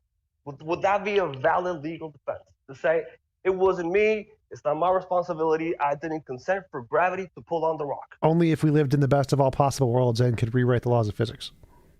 Okay, but we don't live there. Yeah. We don't live there yet. Yep. Okay. Now use your analogy with pregnancy and the what do you call it? The evil dictator and eating hamburgers. What? Does it apply in the same way? That's saying, well, I ate the hamburger, but I didn't consent to get pregnant. Yes. So it does apply. Same thing, right? Sort of. So like, if eating a hamburger is not something that you choose to get pregnant by, because it's happening to you. So the difference is that when you throw a rock, it's happening to somebody else. When you eat a hamburger, it's happening into you. So there's a difference there. Well, it is happening to two people. You do grant, right? Well, the problem is the location. So if you eat a hamburger, say you throw a rock, let's use your throw a rock example. Say you throw a rock and somebody is like teleported inside of you without your consent. Like if you're throwing a rock in your own backyard, not at anybody, you're just throwing a rock. And somebody is magically teleported inside of you are you morally responsible? No, no, like you have every right to throw the rock. So if you're doing an action you have every right to do, that is not an immoral action. And because of that, someone is like teleported inside of you, then you didn't do anything wrong. But if if there's a landslide and you're walking down a trail and the rock hits you, something immoral happened. Yes. Even though there wasn't a conscious action, something immoral happened to you. Right. So the person teleported inside your body. Yep. Didn't do anything wrong. Right. So you're causing an no. That's the part. That's the part. You're not causing that. So like yes, if you do something you have every right to do, like throwing a rock in your backyard, eating a hamburger, whatever, and someone else is punished because of a natural consequence you have no control over, it's not your fault. Well, how does that follow? If I'm responsible for hitting you in the head with the rock, and it wasn't me, it was gravity. Because you have no right to throw a rock at someone's head. No, but it wasn't towards your head. It was towards the air. I didn't consent for the rock to hit to pull. So like if you're I didn't consent for gravity. Gravity is nature. Okay, one sec. So like imagine if you're in your backyard and you're just throwing a rock up and down in the air and a tornado picks it up and then throws it into somebody's head and kills them, you wouldn't be responsible. So if it's like that, where you threw a rock into the air and it was grabbed by the wind and the wind threw it into somebody's head, you're not responsible. So as long as you're not like throwing the rock at their head, or where you would expect it to hit their head, then you're not at fault. So yes, if you throw a rock and the wind grabs it and hits someone's head, then no, you're not at fault. But I'm not doing that. I'm not giving you that example. I'm giving you an example that where there isn't a tornado. I just so you're throwing it at someone's head. Let's say I have three options. I can throw it towards the desert. I can throw it towards the middle of the ocean, or I can throw it towards a park. And I throw it towards the park. Right. And it hits your head. Yeah, so that's you threw it at somebody. You threw it at people. You threw it in a place you had no right to throw it. You're at fault. Same thing with sex. You can have sex many different ways. Sex, you have a right to have sex. Sex is like throwing it in the air and having to grab a tornado. So sex is something you have a right to do. You're not doing anything wrong, like throwing a rock in the air in your backyard. And then the tornado grabbing it and killing somebody and hitting them in the head, that's the tornado's fault, not your fault. And that's what's happening with pregnancy. It's like it's nature is grabbing the rock and grabbing the baby and putting it in somebody. So the pregnancy example is like the tornado example, not the throw it at a park example. I completely disagree. It's more like the park, because that's what happens. Because that's what happens when. That's what happens isn't an explanation. What's supposed to happen biologically when a male and a female mate? That's what's supposed to happen. You're supposed to get. That's an appeal to nature. Procreation. That's an appeal to nature fallacy. That's the fact that's the way nature works doesn't mean it's right. It's still wrong. That's wrong that nature works that way. It's immoral that nature works that way. It's something we should stop. Well. Why isn't the rock and gravity an appeal to nature fallacy? Because that's not biology throwing the rock. You're throwing the rock. No, it's yeah, and the two people having sex, they're having sex. That's not like throwing the rock. That's the natural thing. So the natural thing is like the tornado. There's some intermediary there. Like gravity. Gravity is the intermediary. No. Intermediary. No. So again, the nature, when you say because it's natural that this happens by biology, nature is limiting your freedoms, right? So it's saying this is a consequence of your natural actions that you get pregnant in your body. Throwing a rock in someone else's direction is not in your body. So the fact that it has a consequence in your body, which you have no control over, and you have every right over, you have every right to do whatever you want with inside of your body. You have the right to have sex inside of your body, and any consequence that is a result of that is not your fault. You still have ownership over your body, and you have the right to do anything you want inside of your body and in your property. So throwing a rock in a park is not inside of your body, is not inside of your property. It's outside of your property. You have no rights over the park. So if you throw a rock in the park, you're doing something you don't have a right over. Right. That's the difference. But hang on, can I think that- investigate a little? Go ahead. So if you throw a rock in the air, right, and if Sure. you knew that a person would appear midair and then the rock would hit him or them, would you still consider not morally responsible to jump in that case? 'Cause I think that's what's sort of, happening yeah, in if case it's of like in your pregnancy. property or in your body, yes. Like if you suppose you throw a rock in yourself, like you have a big stomach or whatever, and someone teleports in your stomach and gets hit by the rock. No, it's not your fault. You have a right to throw rocks in your body because it's your body. I see. Okay. So in which case it's still disanalogous, a person appearing outside of you. Yeah, because it's not in your because- property, unless they're like literally in Correct. your home. So if you're in your home and you're playing baseball or whatever, and someone's going to teleport in your home, that's not your fault. Got it.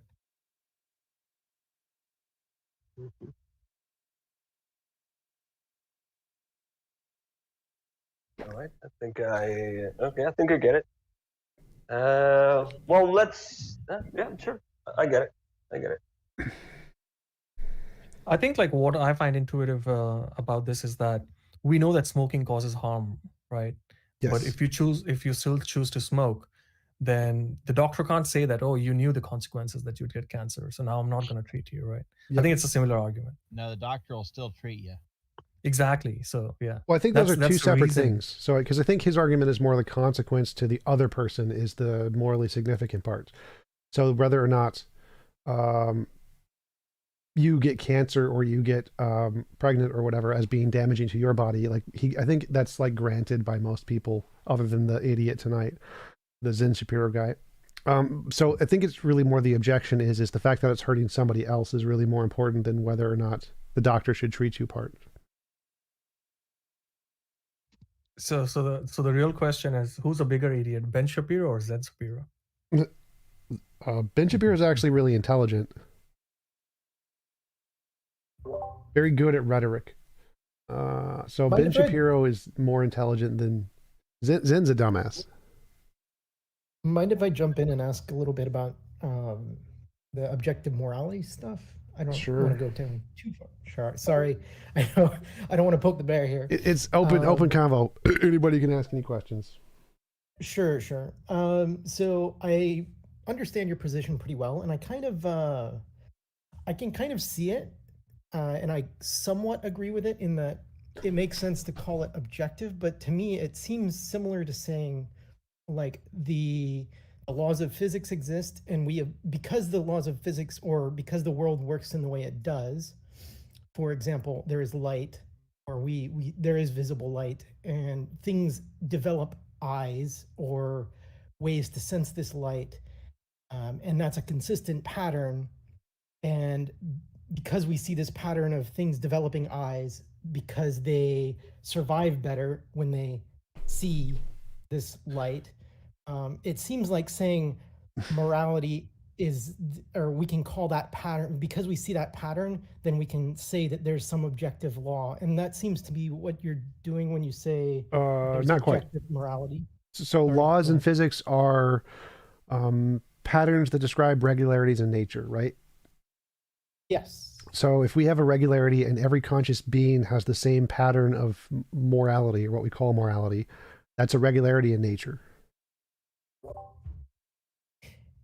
So it's not like light isn't a regularity in nature. That's not like light isn't a color. But right.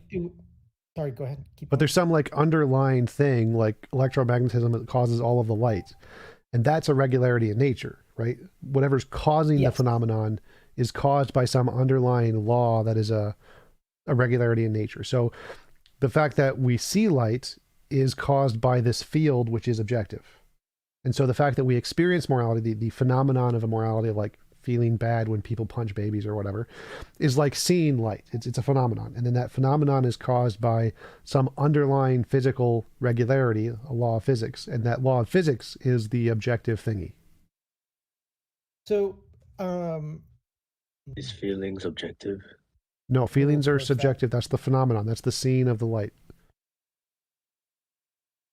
So you based your arguments on feelings. Feelings are the phenomenon. So we see stuff that's subjective. Our sight, like if we see a mirage, that's subjective. We see the image, but it can be caused by something objective. There could be a thing there, like an ocean, causing us to see the visual stimulus. So our subjective sense experience is not the same as the objective cause. Do you have proof that feelings are subjective? Yes, feelings are subjective. Sense experience is subjective. No, senses and perception is a completely different to feelings. It's called subjective experience. So wait. So subjective experience is when you see things like colors, taste things like food, hear things like sound. Those are all called subjective experiences. They are subjective. Yes, but they are tied to biological mechanisms. So are feelings. Feelings are also tied to biological mechanisms. You don't have any proof that they are tied to biological mechanisms. You don't. Feelings? Show me the proof. Yeah, yes, we literally do. We literally do know feelings are tied to biological mechanisms. That we literally know the parts of the brain we can turn them off. Where's the research? Where's the peer-reviewed research? There's literally tons of it.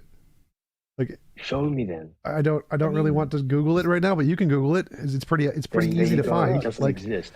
There are people who have. It's because it's not no. Stop.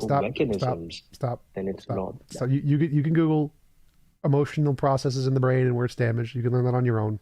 Emotional processes. Did the other guy, I think it was Goblin Lord. Did you have other questions? Were you the one talking before? Yeah. Sorry. Yeah. So I wanted to keep going down this a little bit. So I'm trying to grasp at what I feel I'm seeing, and maybe I'm not communicating it well. So the pattern, though, I feel like the pattern that you say that we see could simply be described as things survive better when they kind of develop in a way where they avoid imposition of will, so to speak, in the same way that electromagnetism exists and as a field, and then things develop ways to sense this field to survive better. I don't think so. No, you don't? Okay. No, like bacteria does just fine. Bacteria is the most successful living organism. It has no morality or no access to it. You do understand that something that is objective is mind independent, according to philosophical. Stop, Abe. We hit a point where you just aren't accepting science at that point. So you just go with the science. According to philosophical definitions, objective is mind independent. Let's let Goblin Lord finish. So. Thank you. Sorry. To respond about the bacteria thing. So if we were to say that some species exist that didn't develop morality, does that mean that? I mean, I don't see the relevance there. Like, you said that morality could be explained by better survivability or something along those lines. Yes. I don't mean like that must be optimal, but it seems like it could develop in that way. I don't see why it couldn't. Because there are easier ways to survive without morality. Like, morality does not seem to be tied to survivability. You could make the argument it's tied to group dynamics, and things that require groups would be benefited by morality or something along those lines. But it wouldn't. That's kind of. It wouldn't follow that all life forms in the universe would follow the same pattern, though. And that's my claim is that. Could I interject, please? Wait, not yet. So my argument is that anything with a sufficient amount of intelligence and resources will develop morality. Like AIs will develop morality, and AIs don't need it to live. That's impossible. I work in the IT industry, and that's absolutely impossible. It will never happen. Abe, not your turn. Abe, sorry, I'm because not really I work with artificial intelligence, and I can confirm. Abe, not your turn yet. Sorry. Yeah. Okay. Yeah. You were saying anything would develop this. So actually, but couldn't we say a similar thing about again, kind of going back to things that we see develop in more complex organisms like eyes? Like these seem to develop pretty consistently. Right, but that across would things that would live in light. but that if eyes develop, that indicates that there's some objective phenomenon there that they're sensing. Yes, but it doesn't mean that there's. So yes, exactly. That's what I'm saying. But it does. What I'm saying, also saying, is that that doesn't mean that there's some objective law that, or objective thing in nature, which, well, I guess it kind of does in a sense. I don't know. But yeah, But but I would that's say that's that- like what I'm arguing is that just like eyes see the electromagnetic field and that is an objective field, our morality sees the moral field and that's an objective field. So that is the argument. Okay.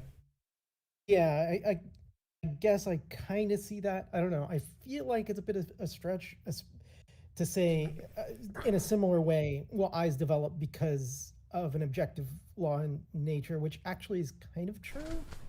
What? Kind of true. Yeah. So you would say it is? Yeah, like the EM field that causes light is definitely an objective thing for sure. Right. Like what Yeah, we I see still is feel different, but the things we see, the patterns are the same. Like the Yeah. differences in the light spectrum is the same, even though the colors we see might be different. Sure. Yeah, it's interesting. Anyways, I guess, yeah, that kind of pushes me more toward the direction of objective morality, I guess. It's interesting. Anyways, thanks. Yep. I think that was all the questions that I really had. Cool. Thanks. Appreciate it. Hey, TJump, can I jump in now? Sure. Sure. So, you mentioned that sensing, perceiving, these are subjective experiences. Is that correct? Yes. Okay. So if you and I were to look at the same portrait of a picture or a painting, are we looking at different paintings or are we looking at the same painting? Same painting. So wouldn't that be a shared objective experience? No. Why not? Because we Why not? each have our own subjective experience caused by an objective reality. If two things are of similar kind and they belong to the same class or category, they may have distinct features or attributes, but ideally they have they belong in the same kind. If I looked at a portrait of an image or a painting, and you looked at the same portrait or an image, and we both had a healthy eyesight, we would see the same thing, and therefore Even if we saw literally the exact same thing, they're still subjective experiences. No, the interpretation is the subjective experience. Literally everything you Sensing, experience is perceiving, wait, one sec. perceiving is the objective. Abe, hold up. So everything you experience, every sight, sound, taste, touch, smell, thought, those are all just your brain's interpretation. It's all subjective. There's no way for that to be objective to other people unless you're like the Borg. I don't think you've understood. So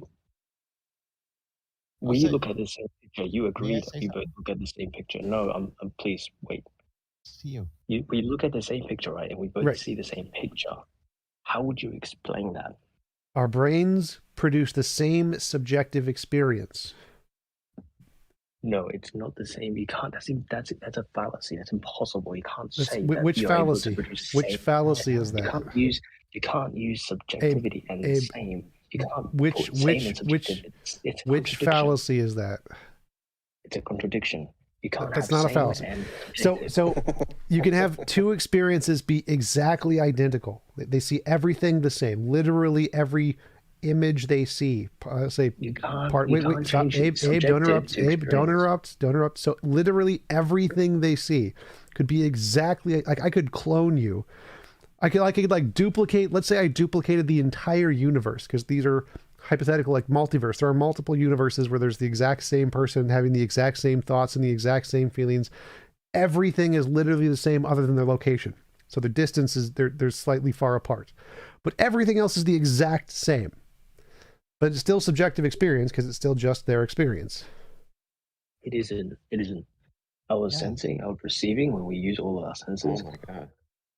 If you belong in the same kind, Everything can I finish, we please? experience is subjective.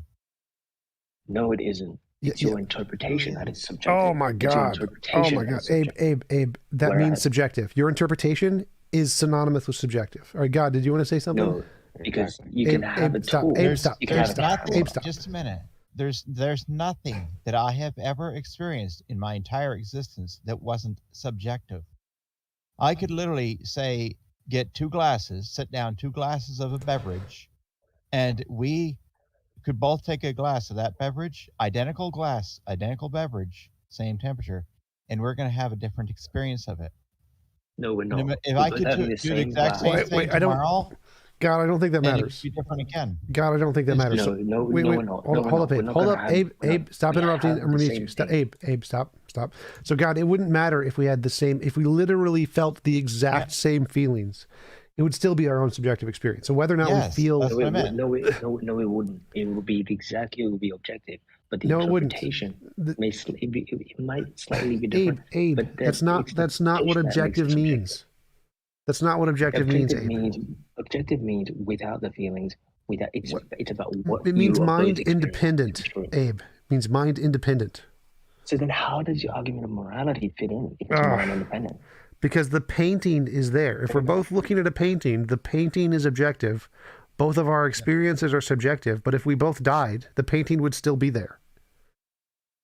That doesn't make any sense. I'm talking about us utilizing our eyesight to view the same That's what object. I'm talking about, And if Abe. we're able to both confirm that we're looking at the same object, then how do you explain that? You can't say it's because we have the same experiences and say we have the same subjectivity, because same and subjective are two contradictory terms. No, they're not, Abe. They're literally not.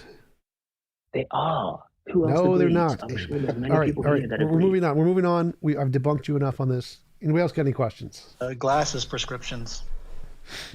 Why was I muted? Hi, I've got a few things. Sure. Your future predictions with your morality. Yep. I've got a few of my own. I'd like to hear your opinion on. Go for it. So, imagine we all became vegans in about 200 years, and the way we think about slavery now is what we would think about eating meat and factory farms are like in the future, if that makes sense. Yep. So the future testable prediction would be something like it'll be illegal to eat meat in 200 years in first world countries. There'll be higher taxes as there are for cigarettes and alcohol in maybe 100 years, things like that. Yep. What do you think? We've already made those predictions. Those are really common knowledge. I've told some people that, and they think it's stupid. So yeah, most Republicans for sure. But yeah, I totally agree that yes, I don't know if it's 200 years seems fast, but yes, I agree that once we get to a point where we can technologically just print food that tastes just as good, yeah, it's going to be immoral to eat meat for sure. I don't know about the time frame though. Okay, and one more thing about AIs getting consciousness. When that happens, if your morality is right, then they would also get human rights, but only the human rights that would affect the imposition of will. What? So like human rights are things like, are you asking would we like see them as having human rights, or like would they like they'd inherently be morally important whether we recognized it or not? I'm saying we would recognize it. We wouldn't necessarily recognize it. Like computers, if they were conscious now, we just wouldn't recognize it. They'd still be morally significant. We just wouldn't know. Okay, well, when we do know, then we would give them human rights. Yes, presumably that would be the moral thing to do. Hey, TJump, give me an example of... Wait, Garrick, were you done? Did you have more questions? That's about it. But like if the chat has any other predictions that would happen if TJump's morality is right, I'd like to know about it. Oh, like mine, the reason... One sec, Abe. So my prediction that I make is that we will eventually see Roxas falling on people as immoral. So the reason I make that prediction is it's something that's unexpected. Like if we can use the current pattern of moral progress to say, yeah, well, obviously veganism is going to be preferred, human rights, not beating children. There's lots of things that are pretty obvious, but I wanted to make a prediction that was not obvious, something that like is specific to my morality. And that's in the far future, when rocks fall on people, we'll see that as immoral. So that's the prediction that mine makes that is unique to mine. Are there any predictions that are sooner? Because there might be like 1,000 years time. Well, all the ones like you said, like the eating meat will be seen as immoral, like those are obvious. So we can make those predictions for sure, but those aren't like special enough for me. But yes, that one would be. I could make a prediction that probably going to be in the next 40 to 50 years max. Using fossil materials to power engines will become immoral as it becomes more scarce. I don't know if that's immoral, more just bad for the environment. I don't know if it'd be immoral though. Yeah. So, Garrick, was that it? Or do you want to? I think that's about it. Cool. Yeah. Anybody else got any questions? Do you have an example of the ultimate moral experience? No. I don't know what that means. Someone who is absolute moral. No. Moral, I should say. No. That doesn't exist. Not Could you ever be absolute moral? Absolute moral would be a place where it's impossible to force anyone to do anything they don't consent to. So no, I don't think that exists. So do you not think that reaching absolute morality will ultimately lead to people not doing anything at all? Say that again? Do you not think that leading society to become absolute moral would lead to people not doing anything at all? No. Which would actually mean, in order to become absolute moral, you would need to seize everything. You would need to do nothing. Nope. Because even the steps that you take. So I've said no like 6 times, so you don't need to keep explaining anymore. So no, people would still continue to do things. They'd play video games, they'd watch movie, they'd have relationships, they'd do lots of stuff. Ultimately, society would deem those things immoral. No. To you. Yes. None of those things are immoral. None of those things are involuntary impositions of will. They are. No. Not at all. Literally not. They are. They are someone the impositions of will. Me playing a video game is not an involuntary imposition of will. No, that is incorrect. It is, because it's addictive, and so therefore it has a So I don't think you understand what involuntary imposition means. Okay, then explain that. Please explain that instead of using some big words for it. So will is your desire. So I desire to play a video game. An involuntary imposition would be someone preventing me from playing the video game. Me playing the video game, me being addicted to the video game, those are not involuntary at all. Okay. So did everybody capture that? Did you guys hear what he wants us to become? But if I prevented him from playing video games. Sorry, can I just finish, please? It'll take 1 second. He wants to create a society where everybody sort of does what they desire. That's what he wants. Do you guys not hear that? Yes, that is disgusting. That's disgusting. Everyone does what they enjoy and doesn't not slaves. Oh God, the not slave world is disgusting. That's chaos. That's so bad. That's literally the opposite of chaos. But Mango, did you still need me to? Chaotic. Did you still need me to unban you on the other account, or is this one fine? Who is that? I have no idea. You are Mango. You are Mango. What? Or you're either Mango or what's his name? Biblical history. That's a fallacy. That's a fallacy. Which fallacy is it? That you're Mango. This guy's definitely Mango. Yeah, he is. Yeah, he seems smarter than what's his name, Philip. But did you guys not hear what he just said? He said he wants to create a society where everybody meets their desires. That's a horrible way of living. Well, yeah, if I want to play video games tomorrow for 6 hours straight, I'm going to play video games tomorrow for 6 hours straight, and there's nothing you can do about it. And I'm going to enjoy those video games. Why don't you play it 24 hours a day? Why don't you do that instead? Since it meets your desires. Because humans have to sleep occasionally. None of your business. There you go. But at the same time, guess what? I did a 32-hour rush burn one day. We played for 32 hours straight. Is sleeping immoral then? Is that what you're trying to say? Because it's a involuntary... No, sleeping is natural. Wait. So if you don't want to sleep, then yes, sleeping is immoral. Being like your body forcing you to sleep would be immoral. So let's say because it's a biological nature, it's something that's embedded within us to sleep. Is that immoral? Yes, if you don't want it. No, it's not about if you don't want it. Is it immoral for something that you already have within you? What? That doesn't. If you don't want it, yes, that's immoral. Like if you're aging and you don't want to age, that's immoral. Like if you have cancer and you don't want to have cancer, that's immoral. If you're short and you don't want to be short, Is there anybody here who objects to sleeping at all? Because sleeping isn't something that we chose to have. It's yeah, I object. I object to sleeping. I would prefer to never have to sleep. Love to have an Yeah, I extra object to sleeping several as well. hours every I'd love day. it if I never had to shut down. Okay, and so you would require technological. Thank you for the super chat, and Shadow. Appreciate it, innovation. and Frank and Mango. Appreciate the super chat. So you would need innovation and technological advancements in order for you to somehow come up with a solution to prevent you from having to go to sleep and constantly have energy. Is that the solution here? I don't understand what you just said. So because you mentioned that sleeping is immoral, how do you plan to solve sleeping? Once we have the technology right? to impart into our brains and have them survive and get enough resources without sleep, you won't need sleep anymore.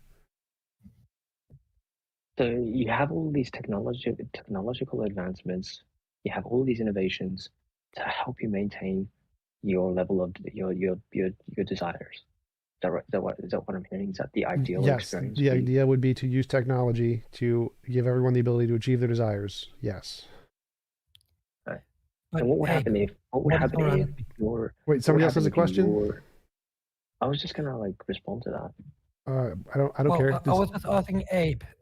Yes. So what's your take on morality? What do you think? It's one of those philosophical, sort of long-standing debates that I feel is rightfully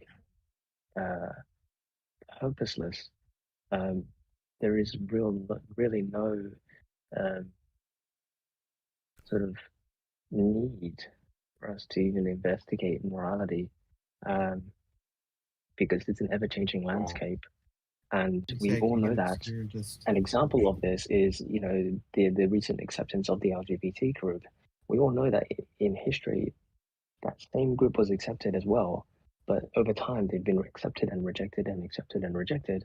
And so, to me, that pattern shows that morality isn't something that's objective. It's just this ever-changing pattern. That's all it is.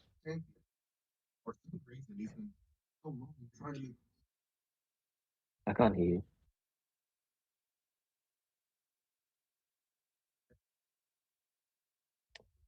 So do you have a positive assertion as to why it's necessarily nothing, or do you just haven't heard a reason why you think it's something?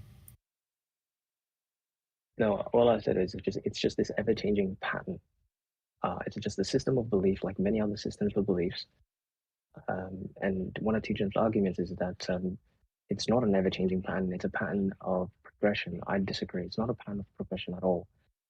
As the example that I gave with the LGBTQ community, there have been societies in the past who've accepted this group of people and then rejected them straight after, and then accepted them later, and then rejected them, and then accepted them. So that pattern to me shows that this is an ever-changing landscape. It's not something that has. It's not something that. It's either a pattern or it's not. And if it's a pattern, that's what we're looking for. There's an identifiable strain there, and that's what we're trying to It's an ever-changing pattern. It's an ever-changing pattern. So it's not and it's something not that. a pattern. Is it a predictable pattern? Can you predict it? It is a pattern. If it's changing to this other state, and then it's changing to this another state, and then it's changing to another state, that's the pattern that I'm talking about. So the pattern is that there is no pattern, and that's the only pattern? The pattern is that it sort of if you think about it, when you turn on a light switch and then you turn it off, there are only two sequences, right? That's what I'm referring to. It's a on and off, on and off, on and off pattern, basically. TJump got T-dumped. TJump, you just got T-dumped, bro. How does it feel? You mean when I wrecked you on basic philosophy? You got fucking T-dumped, bro. You mean when I wrecked you on basic philosophy? No, you just got T-dumped. Zen, you are impossibly dumb. Don't even bother. Okay, and you got impossibly T-dumped. Okay, so can you explain? Can you explain how deciding where the cutoff point is makes the entire argument false? Because you got impossibly T-dumped. So you can't, because you're an idiot. So no, what I did was I exploited that your your argument was not sound, therefore it's not valid. Okay. In order to have a valid argument, the Oh my God! I really want to know. I really want to know. You did not provide bro, sound bro, and bro, coherent bro. I'm gonna mute you. I'm gonna mute you, bro. I'm gonna mute you. Could not have followed. You've been server muted. So I really want to know what part of my argument didn't make sense here. So like, let's say the cutoff point. Oh, did he leave? He left. He left. So but if the cutoff point is like at any point 50%, then the first 50% the argument is valid, which means it's valid and sound. So if Could I finish my argument? One sec. So if there's a cutoff point anywhere above the 0, I win. That's like, I don't know how he doesn't understand that. Winning or losing isn't the purpose to life, you know that, right? But anyways, someone mentioned that you can't have an ever-changing pattern. I disagree. Do you know what pattern actually means, right? So it's a repeated design. Well, randomness is still a pattern. Randomness would still be a pattern. How so? Pattern is a repeated design. That's what it is. It's a repeated design. No, you can have a like randomized it's pattern. like saying no pattern is still a pattern. So randomness is itself a pattern. It's just a specific kind of pattern. The pattern is that there is no pattern. Well, no, it's not. It's not that there's pattern is repeated design. So that's the accepted meaning. It's not that. So anything that has no pattern is a specific kind of relation that is a pattern. There are many ways in which you can use the term pattern. It could either mean normally taking a repeating series. Yeah, exactly. It could also mean like repeating. It doesn't. But it could also mean an arrangement. It could also mean an arrangement or a design that's regularly found. Why are we talking about patterns? What is the point of the patterns conversation? A pattern can be a non-repeating. I was non-repeating. Because Abe thinks that that morality has no identifiable consistency or strain. He thinks that morality is an ever-shifting series of nonsense claims, basically. And I was saying that if there is a pattern to it, then there is an identifiable strain of logic that can be extracted, and that's the point of what we're trying to do. The logic that you're sort of looking for is basically this, right? You have a society that isn't as advanced as today, so they're not going to be as welcoming or accepting of certain groups of people. But as the society advances and they become self-sufficient and self-realizing, they begin to sort of go and accept anybody and everybody, basically, because they know that they've been able to build a society that's maintainable. And so that is how you get, in today's culture, that's how you get people being accepted for whoever they are. But what I was asking, what you're responding to is, do you have a positive assertion as to why morality is a nonsense, no-win possibility, or is it just that you are unable to see what pattern is there? First of all, the reason why we're even able to have these types of conversations, and the reason why we're not actually out there in the wild right now hunting for food, is because of the society that we've been able to build. Because it's maintainable, we're able to have these types of conversations. Is morality important? Is this important? Is that important? That's mainly because we are privileged enough to live in a society today to even have these types of discussions, first of all. And second of all, morality is merely it's a frequency. So there are points in the human experience where morality is at an all-time high, and then there are points where, it's absolute chaos. Okay, but none of that, morality. None of that amounts to a reason why it's necessary that morality is obscure. Why it would be impossible to find a pattern to morality. He arguably contradicts himself. Absolutely. All right. So I'm back here to explain why TJump got T-dumped. T-dumped. All right. So can you explain to me? Wait. No, let's let Zen try to explain this. So, it doesn't matter anywhere if the cutoff point is anywhere above 0. Does that mean my argument is correct? Yeah, I'll explain. So you set forth propositions that were not coherently sound, therefore they could not form a valid and sound Wait. argument. Therefore, you got T-dumped. So you admitted that if someone's arm's cut off, that's great bodily harm, right? So I admit that your propositions were not coherent. Okay, you're server muted. So is it the case you said, like I can just quote you, getting someone's arm cut off is great bodily harm, right? T-dumped. Yes, it is, or no? Why isn't he engaging? You got fucking destroyed, TJump. Okay, bye. And then you rage quit like a little faggot. Come on, bro. Yeah, so going back to whoever I was sort of debating there. Who was I debating just a second ago? You should be careful with the F word there. T-dumb. Is it Who possible said that what? someone could do advanced AI research while not understanding the subject-object distinction? Are you referring to me? No, the other dude who didn't understand the subject-object distinction. Anyways, going back to the morality argument and it being an ever-changing landscape. That's all it really is. It's an ever-changing landscape. So even if we try to sort of determine it to morality, you know, we may be able to, and you know, it may lead to objective morality. It may lead to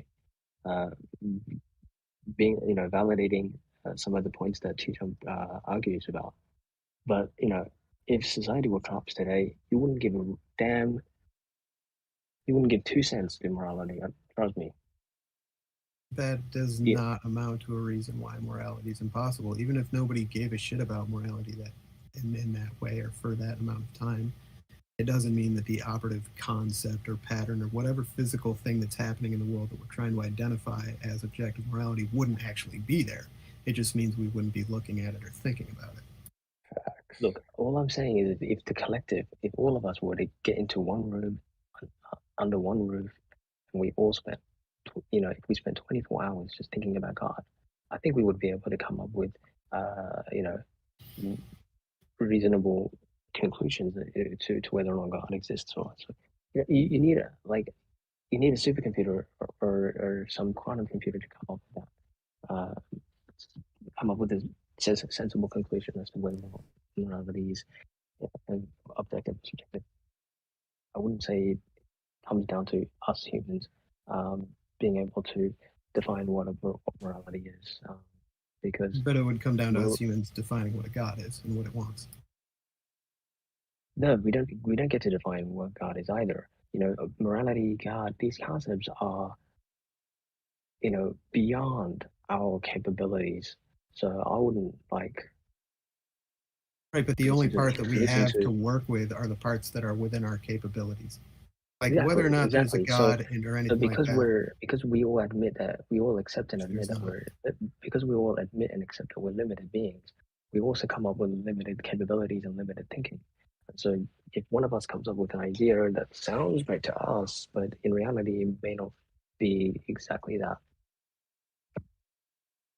Okay, then it's a completely unreliable, obscure concept that is based. I mean, the only thing to say that there is a God outside of what we understand is to speak from within what we understand.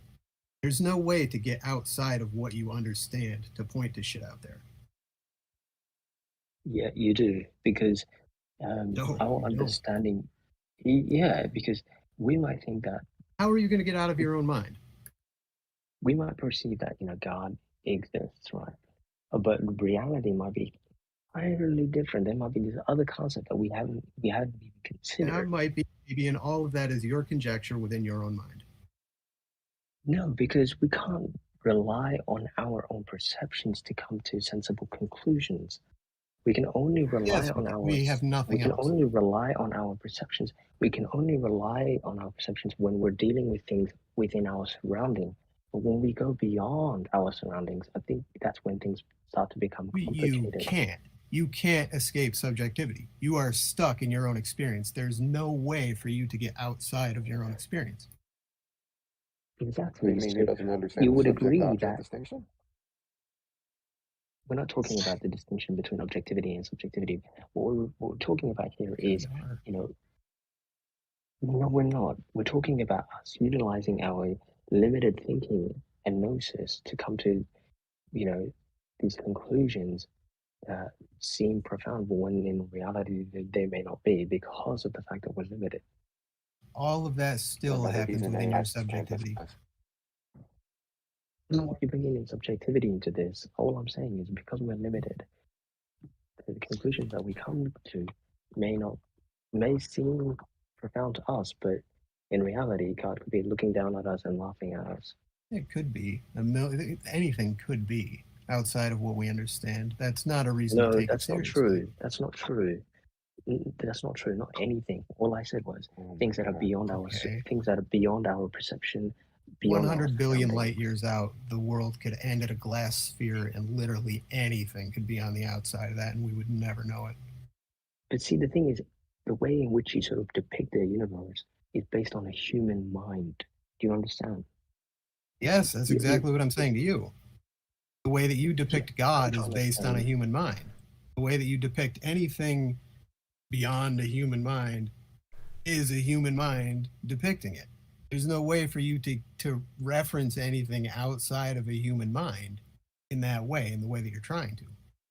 And so if someone came up with an argument that sound profound to you that explained objective morality, would you hurriedly accept it, or would you? It would depend on the argument.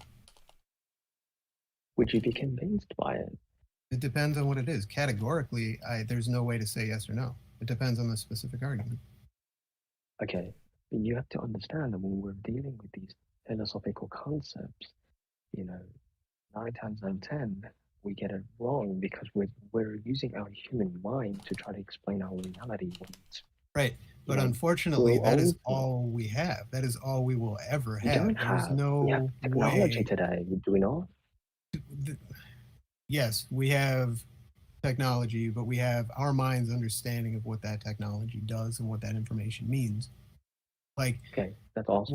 So you're saying that technology is merely an altered human being? Is that what you're trying to say? No. I'm saying that I'm saying that you're trying to posit that there is some God out there that we can't understand. It's just beyond our comprehension, right? And I'm saying that all of. Okay, what exactly are you saying? Then clarify. What I'm saying is these philosophical ideas and concepts that we are trying to sort of determine is beyond our scope. It's beyond our capabilities. And so, for example, morality, for instance, it's beyond our scope. We shouldn't even be considering morality. There's no real use case for our given experience. Morality is well within the scope of human experience. I don't think there's, well, maybe in Christianity or maybe in religion, you might find people that want to say that morality is divorced from human experience, but absolutely not. No, there's no morality in the stars. It's just a bunch of balls of fire floating around in a vacuum. There's no morality going on there. Morality has to do with human interaction, or with the interaction of living things. What I'm trying to say is that the stars exist, right? They exist above us. They're within our experience. But there is no tangible effect that these stars have on us. So, Sorry, you're quiet. Okay, the stars exist, right? They exist within our experience, right?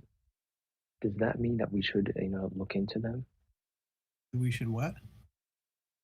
Should we look into things, even though they exist in our experience? Should we look into things even though they exist in our experience? I mean, yeah.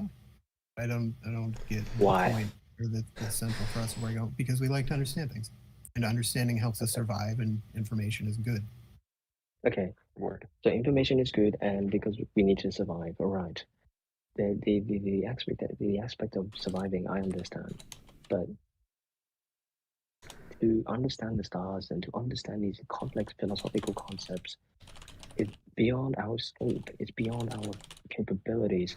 So why should we even consider hydrogen it? and helium mostly? Like Yes, it is. An example of it is God, right? Example of it is God. Everybody has their own No, interpretation God of is this data. look. Therefore, God, human mind, human thinking isn't significant. It's God not is so essentially sufficient the enough. Minotaur. God is the Minotaur or the Kraken. God is a thing that ancient people used to make up to answer hard questions when they wanted the understanding that they didn't have the answers to. Like, where the fuck does the rain come from?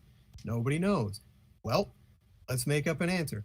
Making up gods was just commonplace back then, and a lot of it's persisted because it's assisted state control and various other reasons. But like, as far as taking those concepts seriously, that like to say it's beyond our comprehension is to say that the labyrinth and the minotaur are beyond our comprehension. They're not beyond our comprehension. We know where those myths and those ideas come from. People make that stuff up all the time. Used to for entertainment, still do in comic books, theater. It's like people do that shit. People make shit up like that constantly. But to say that you're referencing those imaginary beings actually exist in a separate dimension. It's called imagination. Yeah, it's called your mind, imagination. Yes, it's contained inside of your skull. That is the limit of that world. Inside of your head, inside of your brain. Your brain is the thing that exists. It's not. It absolutely is. Your brain exists in physical reality. Isn't exist in your brain. Imagination doesn't exist in your brain. It's not neurons firing. No, it's none of those things. It's not a physical mechanism that results in imagination. It absolutely is. Do you know how we know it is? Because we can literally cut your imagination with a scalpel. We can perform brain surgery on you and get predictable outcomes that happen in the deepest, most personal parts of your subjectivity. There is nothing inside of you that is so personal that it can't be touched by brain surgery. Okay, so basically what you're referring to is you've severed the connection to that dimension of imagination. You haven't extracted it, prevented the person from No. It's not like the imagination is still in there trying to get out and we've just cut the bridge to the real world. Absolutely not. The thing that is going that is not anything like what the best, most studied people have told us about how the brain works. That's just some happy conjecture that supports the idea of the soul. The people that you're referring to, the people that have studied it, the people that you're referring to, these scientists and these neurologists, these are people that are focusing on the physical aspect, and they're not taking into account some of the other aspects. Oh, you really think they're not taking that into account? You think they're not sitting taking there into account philosophical aspects. They're not taking into account. Of course they are. Spiritual aspects. Of they're only course they focusing are. on They the live in physical academia aspects. where they deal with real philosophers. They deal with people who study philosophy and its application to those particular realms. Like no, they're not in a vacuum. They're not some idiot in a lab coat tinkering in the. You need them to be that so that you can hold on to your God belief. They are not. No, I'm not holding on to any type of belief. You're holding on to your belief of the soul and the that's what mental construct that if you actually look into the definition of a scientist, you will realize that a scientist is someone who is concerned with the study of the physical world. That's what a scientist is. You do realize that? Yes, they're concerned with the study of the physical world. They're also concerned with consciousness. No, they're not. They're not. They absolutely are. That's not science. Science is. You don't want that to be science, but we can just no. Look If that look up into real quick. Google it right now. It's literally it's concerned. Google with neurology. Google neurology. Like there's an entire field. You don't even know what science is. Even neurology, for instance, because it's tied with science. Neurology is a fun subject to study. Try it. I just told you what science is. It's the study of the physical world, and so therefore a neurologist will study the physical aspects of our brain. They won't actually look into the philosophical aspects. And you have to agree with that. But anyways, objective morality isn't something that has it's not progressive. It is it's a frequency. It's up and down, depending on the situation. Well, look, it's either I listen to the 100 best schools on the planet or I listen to you. And if you would suggest that I listen to you over them, then you're not worth listening to. I am the best. Sorry. I am the best. Because I'm not a scientist. I look at the okay. Science only focuses on the physical world. There are other aspects to it. Anybody else, feel free. I'm all set. So that's all I have to say.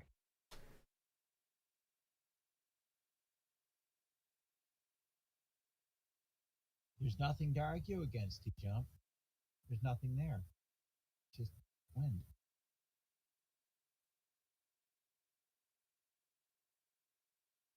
Someone said that if logic exists, logic does exist.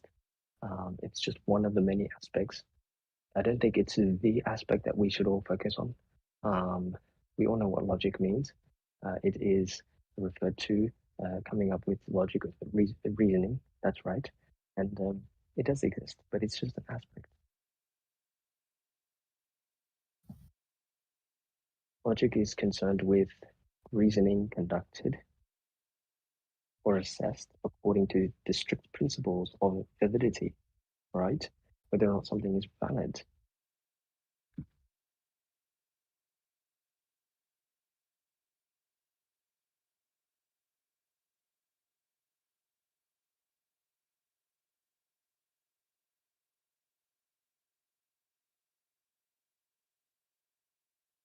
But to be fair, as Abe, he doesn't need like Dart to Google neuroscience. He's smart. He's too smart in philosophy to understand. Ah, shit. Logic is reasoning conducted according to the strict principles of validity. That's what logic is, right? Coming to sensible conclusions that can be validated, right? So you know.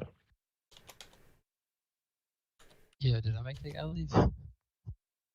My bad if I did. What was that? Hello?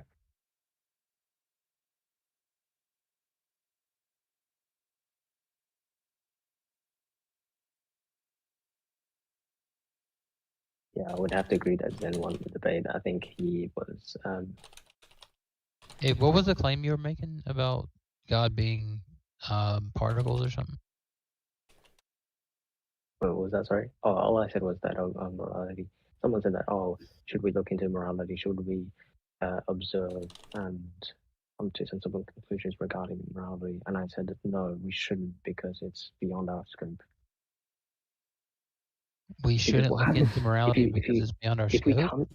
Yes, so if we happen to come to human sensible conclusions to morality, there are consequences to that. As TJump mentioned, if we come to a conclusion to morality, what do you think is going to happen to our existence? Everybody's going to want to meet their desires, and we know that's absolutely impossible. We can never cater for a society where everybody can meet their desires. It's absolutely impossible. It's retardedness.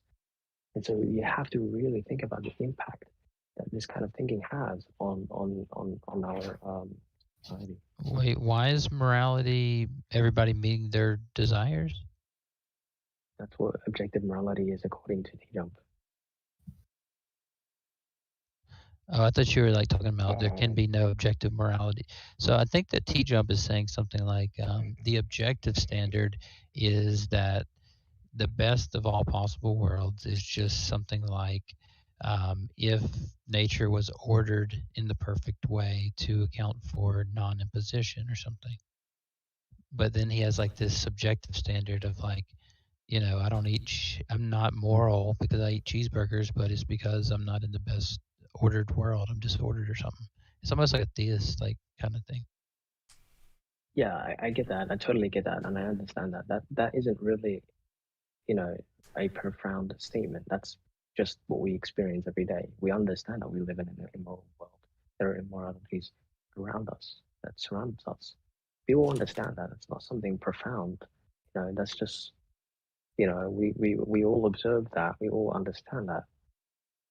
But to come to quote unquote sensible conclusion to morality being objective according to human culture, that's when things become dangerous, because the outcome that TJump is looking to sort of bring about is for everybody to meet their desires and for everybody, you know, to focus on themselves and to, you know, self-love and all of that nonsense. And the world is trying to bring in. Can I say something? I'm actually a subjective moral relativist. There is no such thing as objective in my point of views. Cool. Okay. Awesome. But yeah, just be very wary about what TJump's goal here is. He's clearly looking for us to continue to develop technology so that we all meet our desires, but we all know we can't meet all of our desires. And to meet all of our desires isn't actually something we want anyway. It seems like you're assuming his motive, but yeah, I don't know. Just from my experience with TJump, it seemed like that he has this conception of a best possible world, and he's trying to like work out what would that mean for morality and moral intuitions, and I'm not sure. Maybe he does have this other motives that you're suggesting, but from my experience, it just seems like he was saying something like, "Look, if you just follow it to its logical conclusion, there is this, thing that seems like a better world, and thus, if we were to be moral, let's say objectively moral or morally perfect or something, then we would never impose on will or this type of thing. But that we have to in this world or something." Do you think there's a contradiction there? There are two contradictions there actually. First of all, if we are to live in this world of pure morality, that world, according to TJump, is a world where people meet their desires, right? Everybody's meeting their desires, and we all understand that we can't meet all of our desires. So inevitably, the consequence to that is no existence. If you want to have pure morality, there is no existence. That's what pure morality is. Well, it seems that you're extrapolating from the current world to the objective world, and TJump can correct me if I'm misrepresenting him, but it just seems like everyone meeting their desires being his moral standard. While there may be some issues with it, it just seems like you can imagine a world where everybody meets their desires, and there's no contradiction. So I'm not sure where the contradiction comes in at. I think he's even said something like, "Well, because if you it's don't." impossible to meet your desires. Even if you were to create a world, let's say we created a fantasy world, we placed in characters and we gave them instructions to go ahead and meet their desires. I am meeting my present desires right now.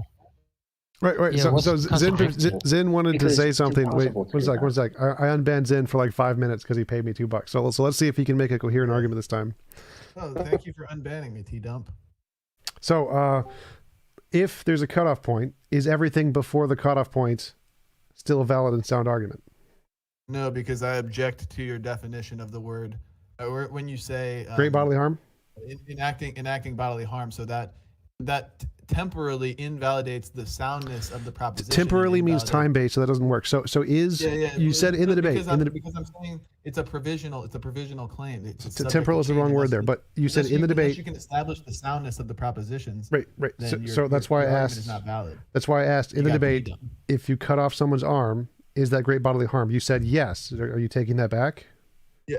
No, I would agree. Okay, so great bodily harm is a coherent concept. Yeah, if you can define in the sense of the pregnancy, if you can define what great bodily harm is, then I'll accept that you didn't get T-dumped. But for now, physical pain, lots of physical pain. That's good enough. So if you agree that cutting your arm off, how are we grounding that? What physical pain? Whoa! This is just basic intuition here. If cutting someone's arm off causes great bodily harm, then shoving a bowling ball up your ass would also be great bodily harm, right? Right, about the same. Let's keep this on the topic of pregnancy, because I think again. So a baby weighs up to about 10 pounds, right? Babies weigh. During the T-dumping, I said this. The most painful part of the pregnancy is the actual delivery. Yes. So wouldn't you say that abortion would be justified all the way up to term? No, not necessarily, because the most painful part doesn't necessarily mean that the cumulative amount of pain would qualify. So you said a great amount of pain. Yes, doesn't mean any pain. So, as I said, most experts say it's like after the first or second trimester, depending upon, as I said in the debate, most people like in the first or second trimester. Wait, stop! I'm going to mute you. Most people most of the experts say that it ends in the first or second trimesters when it stops being justifiable, as I said in the debate. The tea dumping? Is that what you're talking about? The debate? The tea dumping? Where I wrecked you and showed you didn't know basic logic. You got fucking tea So wait. I'm going to mute you. So as I said in the debate, most experts say in the first or second trimester. So you're gonna bring up the point. So I answered your point. I answered your point in the debate, and I crushed you. So no, you got tea dumped. Premise one. Wait. So I answered all of your questions accurately. I said yes, there is a cutoff point. TJump got tea dumped. Who in here thinks that? I think server muted. Server muted. I think he got tea dumped. To be honest, I think you're functionally, mentally a child. You're emotionally incompetent, and you're incapable of admitting when you know. Shut up, Faye. This Zen guy is weird. He is. He's stupid. I hate that I missed the debate. What is the dispute here? So I made the argument that one second. On how badly he got I'll mute Zed and let him talk after. So I made the argument that pregnancy can justify use of lethal force because it's self-defense, because pregnancy can qualify as great bodily harm. And then I quoted all the different legal papers that literally say this: pregnancy qualifies as great bodily harm. And then his argument is define great bodily harm and tell me what the cutoff point is. And I said, well, I don't need to do that because it's obvious. Like, the effect of pregnancy on the body causes enough physical pain to qualify as great bodily harm. I don't care if you want a specific definition. And then he's like, what's the cutoff point? And he kept asking what the cutoff point is. And then I made the point that it doesn't matter what the cutoff point is, because if there is a cutoff point, everything before that cutoff point, my argument applies. Okay. And it's self-defense. Okay, I concede. Wait. If it is, it's Zen's turn. Zen, you can now tell your version of the argument. So when I asked you to define great bodily harm, and you said I don't need to do that, what you are effectively saying is I don't need to ground the soundness of my propositions, thus rendering your propositions incoherent and invalidating your argument. Conclusion: you got tea dumped. Here, I'll mute myself. Oh, you don't need to. Like, if you stop talking, that's perfectly fine. So essentially, his argument was that he's going to bring up a pedantic definitional thing and not actually address the argument. So my argument was both sound and valid, and he was trying to bring up a pedantic definitional point, which is irrelevant. If it was sound, then the propositions would be coherent. I'll have to server mute Zen Shapiro. So, like, if I tell you what I think the analogy I used was, all men are mortal. Socrates is a man. Socrates is immortal. And you bring it up, well, what really is a man? How do you tell the difference between a man and a Africa, like whatever, Homo africanus or whatever, like that's irrelevant. Like, everyone knows what a man is. You don't need a specific definition of a man. So if we use something that is pretty obvious, like great bodily harm, like obviously having a baby does a significant amount of pain and stuff to the body. So I don't really need to define exactly what great bodily harm is, because the point is there. It's obvious. You do, because it's subjective. You do. It does not. It doesn't. Stop, Abe. Okay. Abe, let them talk. I just want to say, mute him! Mute me harder, TJump! Mute him! Okay, there you go. I wish I could. Mute me harder! Hey, TJump. Regarding the bodily harm thing, I disagree there. There are certain bodies, there's certain aspects of our body that, we are prepared to let go of or concede. So even if you might be, but not everyone. So saying we are prepared, like, you can't say everyone is voluntarily going to give up a part of their body, like they don't. All right. Okay, I concede. Let's say pregnancy is bodily harm. So what, bro? It's part of the process. And even if it's a natural fallacy, who gives a shit? Well, if it's a naturalistic fallacy, that means that you can't use it as a justification. That would be. Okay, so what's your solution then? Do you want babies to be born out of these pods, these technological pods? Technically, yeah, that would be an improvement. Like, if we could, like, take the baby out of the woman and put it into a pod. Everybody listening to this guy, do you guys not hear? Hold up, Abe. Hold up, Abe. I have to serve mute Abe. So yes, if we could, like, literally take babies out of a woman and put it into a pod instead, then we wouldn't need to abort babies anymore. We could just take them out. So it wouldn't be justifiable to kill them if we could remove them without harm. Sure. Yeah, I mean, Abe, maybe can I respond real quick? Hang on, let me give some closing thoughts here. I do actually want to apologize for my friends that came in and F-slurred you. I don't actually condone that. I do condone the F-slur, but not to ruin people's streams. So I do apologize for that. Sure, no problem. But Abe, you bring up a really good point. How the fuck can anybody listen to this guy? He literally advocates for the metaverse and babies being born in pods because he doesn't like nature and taking personal responsibility. Therefore, TJump got tea dumped. I'm out. Bye. Come back. Give me another super chat. Yeah. So People's children. maybe Abe, maybe you could concede that. So are you a biblical Christian just by chance? Oh, is he? I mean, is he? I he's forgot to muted. unmute Sorry, Abe. never mind. My bad. No, my no bad. worries. You don't My have bad. to. I mean, it's up to you guys. No, I forgot to unmute Oh, Abe. That was my bad. hooray! Yeah. So, what was the question? Yeah. Do you Are you a Christian or a biblical theist or something? Can I ask what you are first? Yeah, I'm a Christian. Okay. So, what are you doing in this chat room? So are you gonna answer my question by avoiding it with the question? I was just asking you a simple question. I'm purposely avoiding it because I'm not comfortable What would his theistic responding. position got to do with anything? Okay, well, You see, I like Christ Mango said- better than Zen. Mango is more intellectually honest than Zen. Mango is better than Zen. What's up, guys? Who is Benga? Abe is Mango. Again, as Zen mentioned, the world that TJump wants to advocate for and bring in is horrid. Do not support it. Well, I'm not How's supporting everyone it, doing here? but I'm just asking you a question because I think Who's there up for might a be. $5 super chat? Can you be quiet, please? He's trying to ask a question. Well, I just think there might be like a point of like a bridge here where, like, if you are a Christian, right? We're in a disordered world, right? And so what's called the Garden of Eden was like this ordered place, right, where humans were in order, and the birth pains was a curse due to the fall. It was due to humans becoming disordered. Actually, no, you brought up a really good point there. Actually, I think paradise is a really good example of the type of world that TJump wants to advocate for. The world where you meet your desires and there are no consequences. Is that Well, that's I don't think sort that's of. completely analogous, but I do think We're almost there.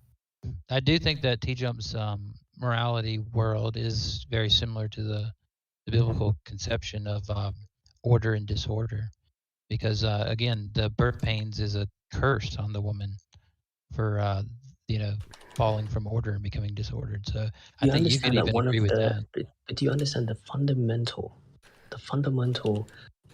aspect of humanity is that we love pressure, we love responsibility, we love to accomplish things. But if everything around us is doing that for us, we are left purposeless. We are left in misery. We want to jump off a bridge now.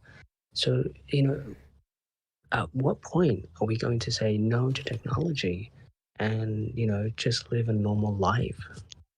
Well, it could be like on the biblical view that, being in the best possible world is just being ordered, and being ordered just means to, like on the biblical worldview, it's to love God with all of your heart and mind and stuff, and then love your neighbor as yourself.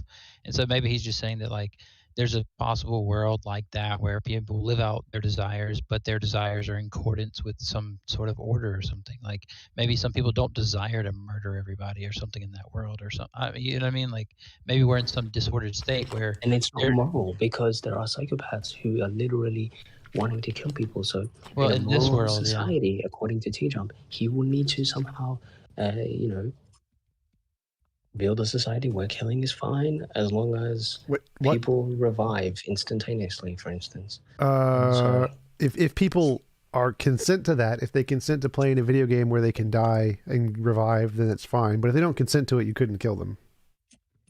Okay, so then it's definitely not paradise then, is it? Because in an ideal world, you would be able to kill anybody, but then they would just revive, and so they would just brush it off. No, in an ideal world, you wouldn't be able to kill anyone unless they consented. Okay. Anyways, but so the Christian guy, you mentioned a really good point there. You said we're trying to create an ordered world, but the thing is, you have to understand the world. Who is the king of the world, by the way? Can you answer that question? No one. Who is the king of the world? No one. There is no king of the world. No, according to the New Testament and according to the Christian religion, who is the king of the world? According to Harry Potter, it's Voldemort. I don't usually answer your question of people who is don't Jesus the answer you're looking for? The answer is Satan. So, as in the New Testament, the king of the world is Satan. What? Sin? Did you say sin is the king of the world? In his hand, he's got the whole wide world. You know, they're not singing about Satan there. They're singing about Jesus. Was it Satan or sin? Yeah. So Satan is the king of the world according to the New Testament, and obviously the king of everything else is like the heaven and everything is God.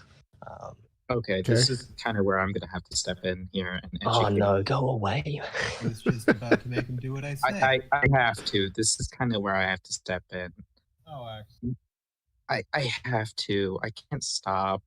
The original part in the original Hebrew, Hasatan, please let me finish.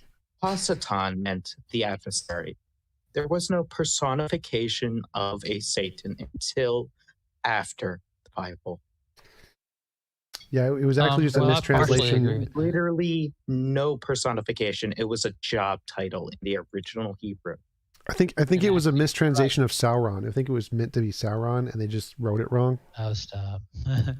No, I agree with that though. About it is just a job title. It's like a job description. Thank you, can see Convert. this- You're one of the first Christians that have been able to admit that to me. Oh yeah, Dr. Heiser's been writing about this for years. So converse contender, are you suggesting that? Sorry, not suggesting, but are you proclaiming that the Earth is the final abode? No, there's going to be a new heavens and new earth. That's not what he's saying. He was saying that. So Satan, no. You just answered my question there.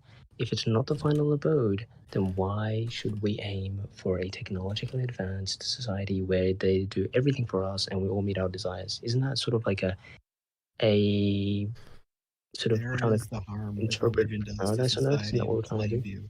If everybody could actually get along in the world, we actually could make this heaven on earth. It literally could be. But We isn't have that, more that's not than the purpose, though. technology to actually do it. That's not the purpose, though. If it's not the final abode, then that's not the purpose, is it? Well, like the purpose of life is homeostasis. The idea of finding life in balance with reality, and we are happiest when You have no idea what homeostasis is, mate. Well, Abe, it sounds like you're saying that. It seems like you're making the argument that, like, well, I'm just going to keep smoking because you got to die from something. And I don't think that's what the New Testament teaches, right? It teaches that you should go out and serve others. Count Philippians chapter 2 it says to regard others more important than yourself, and so forth, right? So it's going to be different from. I'm not defending TJump's world. I'm just saying, like, you can conceive of how it would be true if you just. I mean, in a possible world, there's no like logical. There isn't a single verse in the New Testament that proclaims. For us to create a paradise on earth. It's merely a book of morality. That's all it is. Well, I didn't say it's not even that, Abe. It's not even that. Yeah, and like Abe, I don't see the Old Testament laws as like deontic restrictions for all time like you do, though.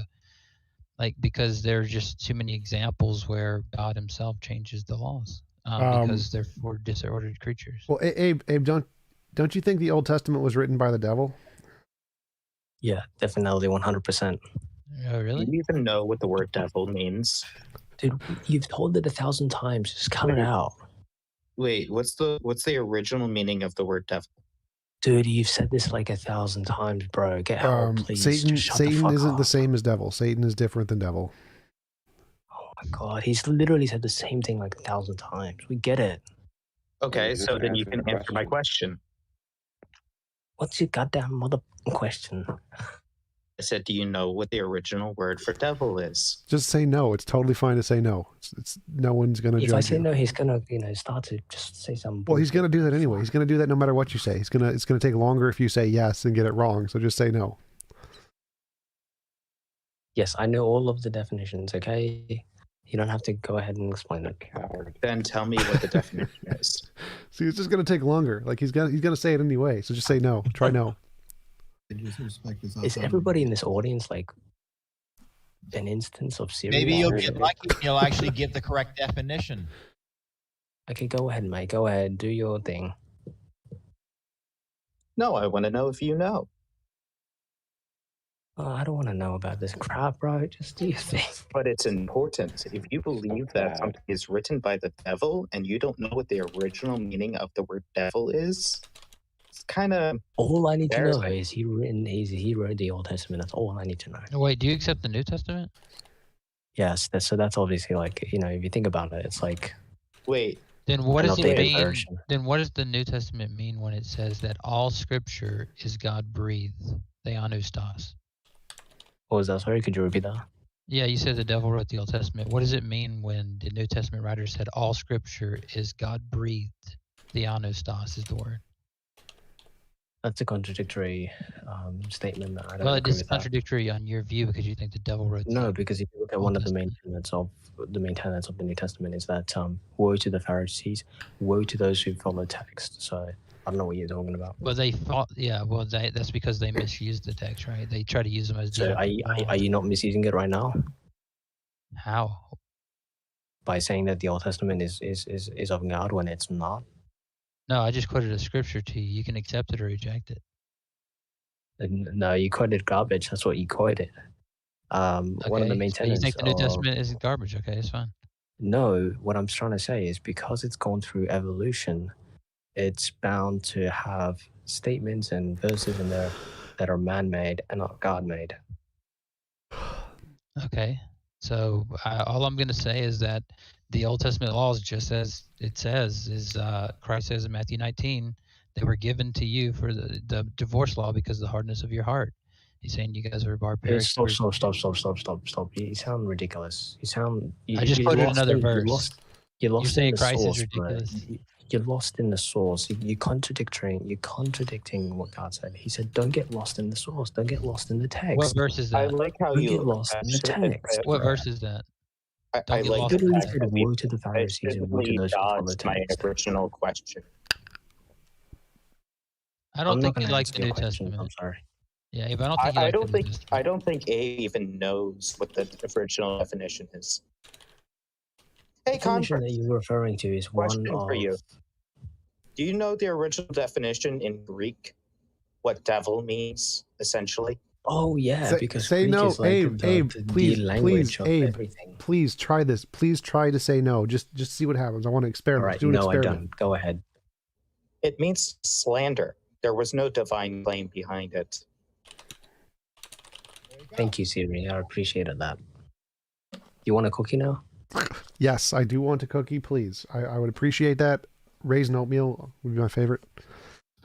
If you get a cookie from me, it's going to be at least 100 milligram. Funny. Sometimes I wonder if I'm talking to human beings or if I'm talking to like Siri or some Google search engine. The point Seriously. is you deified an action. You can't deify an action. Actually, I'm not so sure about that. Like that, you can do the same thing. Like Romans did the same thing. Like Echo, the goddess Echo. I mean, you're right. You can deify an action, but like, well, you just contradicted yourself, mate. Just sit down, please. Echoes are a thing. Okay, so here's why I contradict myself, because I forgot about that one particular goddess. This isn't a place of forgetting. I'm sorry. The point is, why do you have to deify something that was originally meant to slander? Look, mate, you gotta make life simple, man. Like, you're overcomplicating things, and you're introducing these concepts to your life. I think Abe's argument is that he doesn't agree, like, with your original definition. Like, I think he would say that the modern interpretation is more accurate than the original definition. I think that would be his argument. It doesn't form a coherent, beneficial, favorable. Like, Abe, you would say that the word devil refers to an entity, not an action, right? It's just merely the opposite of what God has commanded. So someone who does the opposite of God has commanded, then you're just basically venerating sin. It would be an etymological fallacy to say that the ancient Greek is relevant anyway. Technically, yes. It's really not. I'm not saying that at all. Well, no, Abe, he was critiquing what Axiom was saying, not what you were saying, I think. Yeah, he was, but it's not necessarily true though, right? Because you, as long as you admit that there's multiple definitions, you could appeal to like the etymology to be like, well, I think this is a better use of the term, but there are more usages or something like that. The point is, why is one more correct than the other? Why did we differ from the original source, over this different being? Why was there a change? You infer indexically, like from the sentence, what definition is being used at any given time. Yeah, but that's not the point now, is it? Yeah, because I think Axiom's point is given the original definition of the words from the document that Abe is using, the original definition doesn't correspond to the meaning he's using. Therefore, why should we adopt Abe's definition as opposed to the original context in which it was originally written? Wouldn't that the original context be more likely to be true if we think the document is the source of all knowledge? This may not. Thank you, TJump. Thank you to so much for helping me. To slander is to basically publicly proclaim the opposite views of a collective. Would you agree? Of a collective. No. Slander is like to say something false about somebody, that they did something bad. We can agree that something that is false is the opposite of true, right? Sure. And so if God's word is true, then the opposite of that would be false, right? I guess so. And so if you want to be pedantic, is basically just, somebody who has the, complete opposite views. But again, you're still personifying something. Yeah, I don't think there's no, actually. All I've done is simplified it for you, for your little brain in your head. That's all I've done. So there may not be an actual dispute here, because I think that they're not mutually exclusive. So, for example, if you look at some verses, why would they be? Well, yeah, like if you look at some verses, like in First Peter, it'll say that your adversary walks around. Your adversary, the devil, walks around like a roaring lion. So it's using a fictive entity as well as the term the adversary beforehand. So it's like your adversary, the devil, walks around like a roaring lion. So it's using like what that verse actually means is like, one of those social justice warriors that we see protesting and looting. That's what that means. No, I don't think it's true. First of all, like if you read Tom Holland's book, for example, a lot of atheists will, like, you should probably read it. A lot of atheists don't like, I shouldn't say a lot, but like I've seen quite a few that don't like it because he's an atheist and he derived from history, the context, and the Bible progression that he thinks that, and he tries to show in his book Dominion that social justice actually comes not exclusively, but most forcefully from Christian ethics, because their whole point was about care for the weak, care for the impoverished. They were like, no, that's not true at all. One sec. Abe, hold up. From the fact that society has become so advanced. Abe, I'm going to mute you. So, Converse, I actually had a really interesting question about that because I had a conversation with a progressive Christian recently, and one of the questions I thought of was, do you think it's weird that the people who are the most open to progressive ideas seem to be the atheists, and the people who are least open to it are Christians, if what you just said is right, that progressive ideas come from Christianity? Yeah, so Tom Holland, what he argued, I think he makes a great point on this, is he says that he wrote a book about how, barbaric or whatever Muslims, the Muslim culture was when he went over there, and he's like a Roman or a classicist, and he said that somebody stood up in the audience. I'm getting to your question, but he said somebody stood up in the audience as a Muslim and said, "You would never do this with your own views, being an atheist." And he said, "Okay, I will do that." So he went back and tried to challenge his views, whatever. He says that he realized that everybody has these myths, and he said, my myth was that the Enlightenment gave us these more progressive morals and so forth. He said, but whenever I looked back and actually done all the research, and he documents all the sources in his book, he said the Enlightenment didn't give us these things. It was he points out of all the instances of Christians doing, not that they did it exclusively, but that they brought about these ideas and so forth. Wait, was that answering the question?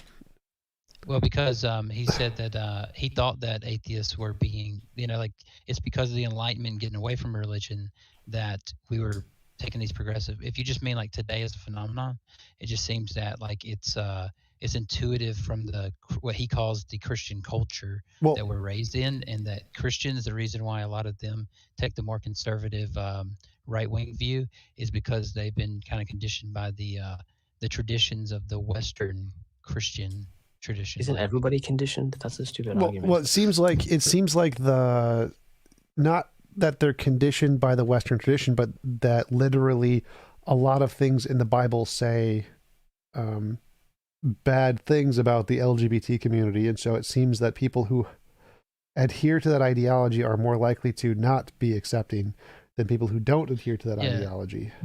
Also, don't forget about the thought crimes. Yes. You do realize that particular group of people, they have been rejected and accepted throughout history. So I'm not sure what you guys are referring to. Well, keep in mind, like Christ said, that what you do to the least of these, you've also done to me. Right? Nothing to do with Christ, bro. People have accepted the LGBT group in the past, time and time again. They've accepted them, they've rejected them, then they've accepted them, then they rejected them. The first will be last, and the last shall be first. If you look through consistently, you're going to find all these. Bro.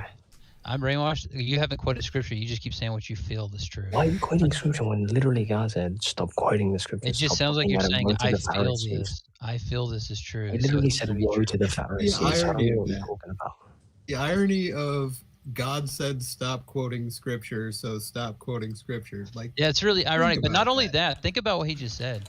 Christ went to the Pharisees who were taking the law and heaping burdens on the average people. And what are you doing to me right now? And guess what he said? He said, "Woe to you who are heaping these burdens on these poor people, Pharisees." That's what you're quoting to prove your point. Look what you're doing right now to me. Every single response you gave me, you ran away to the scripture for shelter. Dude, we're debating the Bible, right? That's not how God operates.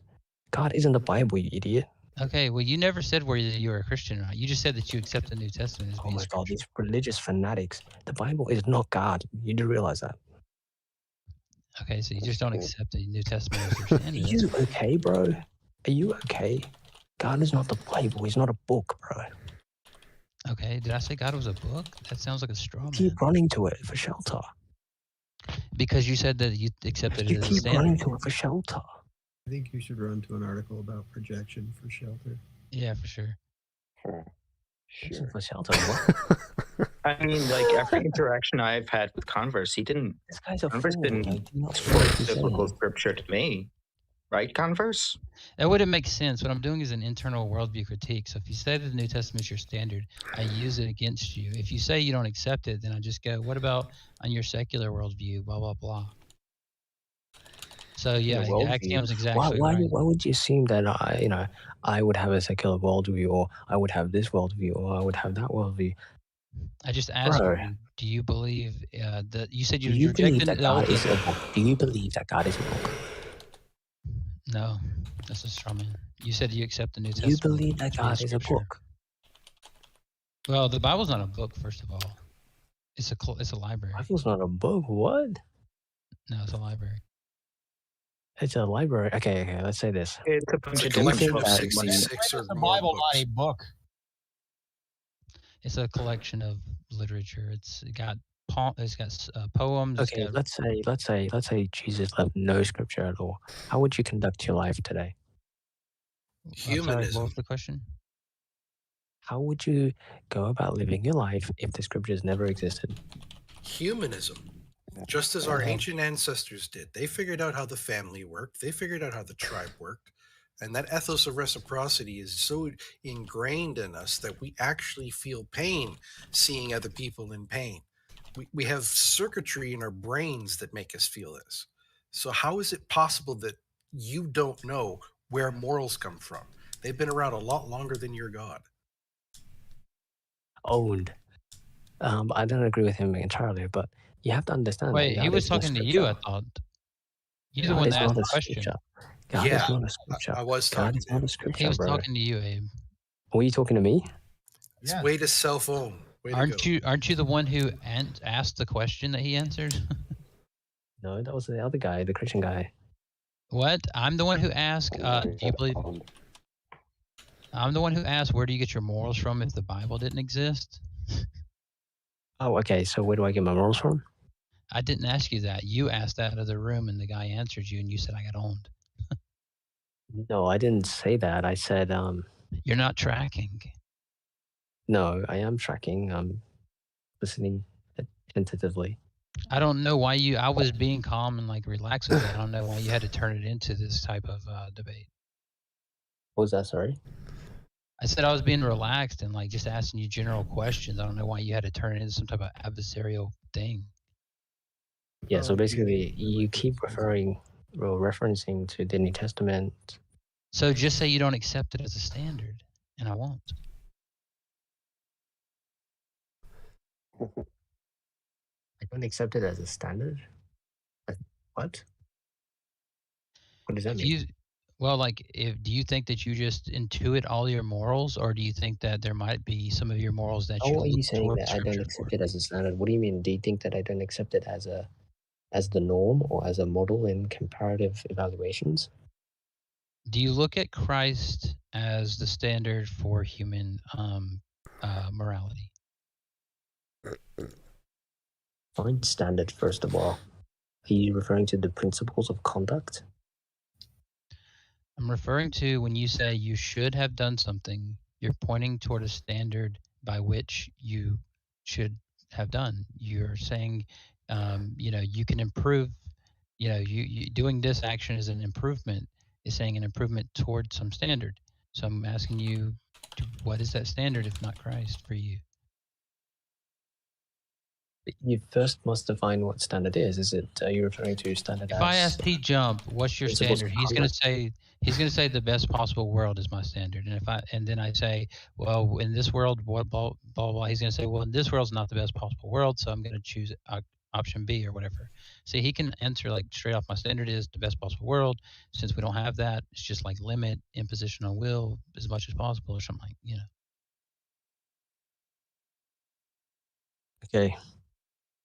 The humanist is going to say human, reciprocity or whatever. Like well-being. Yeah, like it doesn't. I'm not sure why it's a big question. Do you not intuitively agree that when a text or a scripture imposes your will, does that not have a negative effect on your experience? What? Why don't you answer questions? I think because he's in a position where he thinks that God exists, and he also thinks that morality is an obscure concept, and he can't square those two things. Well, I mean, he also thinks no. that He mentioned that he lives by the scripture, right? And so my question to him is, actually, why I didn't mention that. Well, okay. Well, do you live by the scripture? How come you don't answer questions? Because it'll answer my questions. Well, no, I started by asking you a question. Are you a Christian? And you said, sorry, it'll answer your questions. I think that's a fair question, Mango. Are you a Christian? I don't feel comfortable answering that. Christ said, Christ said, if you won't proclaim me before man, I won't proclaim you before my Father. Like, because he believes in that I don't accept any scripture as standard. Like, give him 2 more chances. He believes in the New Testament, but he thinks the Old Testament is written by the devil. I don't know. It's like Beetlejuice TJump. You have to do it 3 times in order for it to happen. Yeah. So I don't know if he technically. And then you respond, mate. Yeah, I don't know if he would technically be counted as a Christian, because if he doesn't believe in the Old Testament, he doesn't believe in Yahweh, but he does believe in Jesus. So no, he rejects the New Testament verses as well that I brought up. Well, he rejects them as like literal. They're not in alignment. They're man-made. So like, what do you accept, Mango? What is in alignment? Simplicity. The Quran. Of Simplicity. what? That's what I accept. And God wants us to live a simple life. He doesn't want us to be, think about things like morality and all this nonsense, because it interferes with your experience. No, thinking about morality keeps us out of trouble. keeps us behaving. No, it doesn't. It interferes with our experience of it. If you live a simple life, you won't have such troubles. Wait, Didn't you just finish saying that people needed to suffer? No, I didn't. Yeah, he counteracts himself again. What I said is, the suffering will come, but because you're living a simple life, you're able to overcome them. Wait, what is the claim about morality, that you don't need it because it interrupts your daily existence or something? No, I didn't say that. I said for us to ponder and to carefully consider morality the way in which we are currently doing is not only time-consuming and a waste of time, but it's also something that, interferes with the experiences that we could otherwise be having at the moment. Okay, what about just somebody saying, like, forget the Bible and stuff, my simple experience is, like, I should just, when I'm in the store and I want something, just take it. I don't see why I should sit here and contemplate about why stealing is wrong or something. I mean, that is more simple.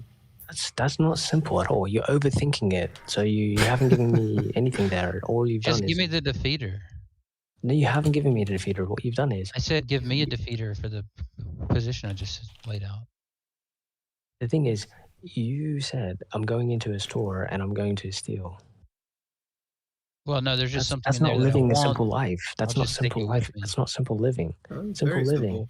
Simple What is living. it? Let me define what simple living is to you. For you. Simple living is taking responsibility for yourself. That's simple living. Yeah, taking responsibility when I'm hungry is taking something and eating it. I don't want to have to bear all these, complex questions about morality to just take a candy bar from a store. Oh God, are we going to get into to Mango saying You know that? exactly what I'm referring to. Wait. This is not what I'm referring to at all. This is not what I'm referring to at all. You're misinterpreting everything I've said. I'm asking for clarification because I don't think this view actually works. Yeah, I'm not sure you thought it through. Oh, his view definitely doesn't work. Like his view is ridiculous. If you live a simple life, you're not going to be going into a store and stealing. That's not living a simple life. I don't know what you mean by simple then. It's just a declarative statement with like... It means taking responsibility for your own life. Yeah, if I'm hungry, it'd be if there taking responsibility to grab a candy bar or something. No, that's a contradictory statement. Because you're not taking responsibility for yourself. You're going out and committing crime. Yeah, but what is crime? Like, that sounds like a moral type thing, and I don't need to. It's not moral. It's just the laws on which people governed by. Well, what if I live in, under Sharia law or something? Should I just follow those laws without questioning because it's more simple? Well, I mean, because humans aren't living a simple life today, it's kind of impossible to really live a simple life because there are so many complications in life now. So yes, you would have to. You would have to if you wanted to continue to live. You would have to under the circumstances because we know how those types of people react. If you don't, are you talking about like full on primitivism, like people just? No. I'm not talking about primitivism at all.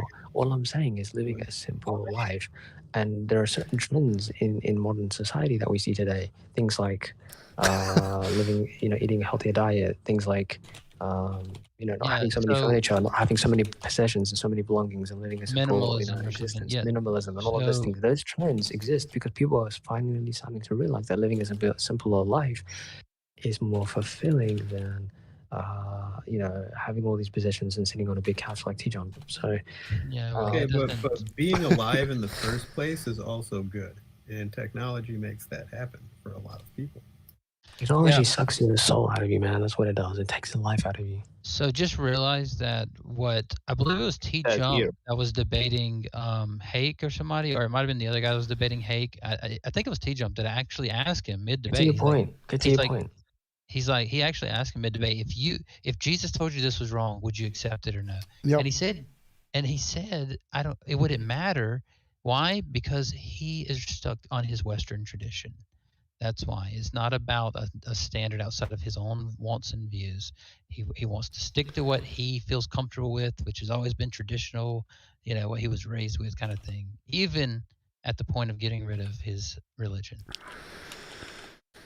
What does that have to do with our conversation? The example that you gave, the so-called defeater of stealing something, the reason why you're doing that is because you're listening to your thoughts, and we know what happens when you do that. You're listening to Satan. So there you go. Well, actually, no, because it's like you're saying simple, right? And so I'm just saying it sounds like a simple thing, rather than have to work and pay for all this Does anybody stuff. here agree that sounds simple? Does anybody here agree that sounds simple? Because it's not. You have to come up with a plan. You have to, Junior, it is quite simple, actually. It's not simple.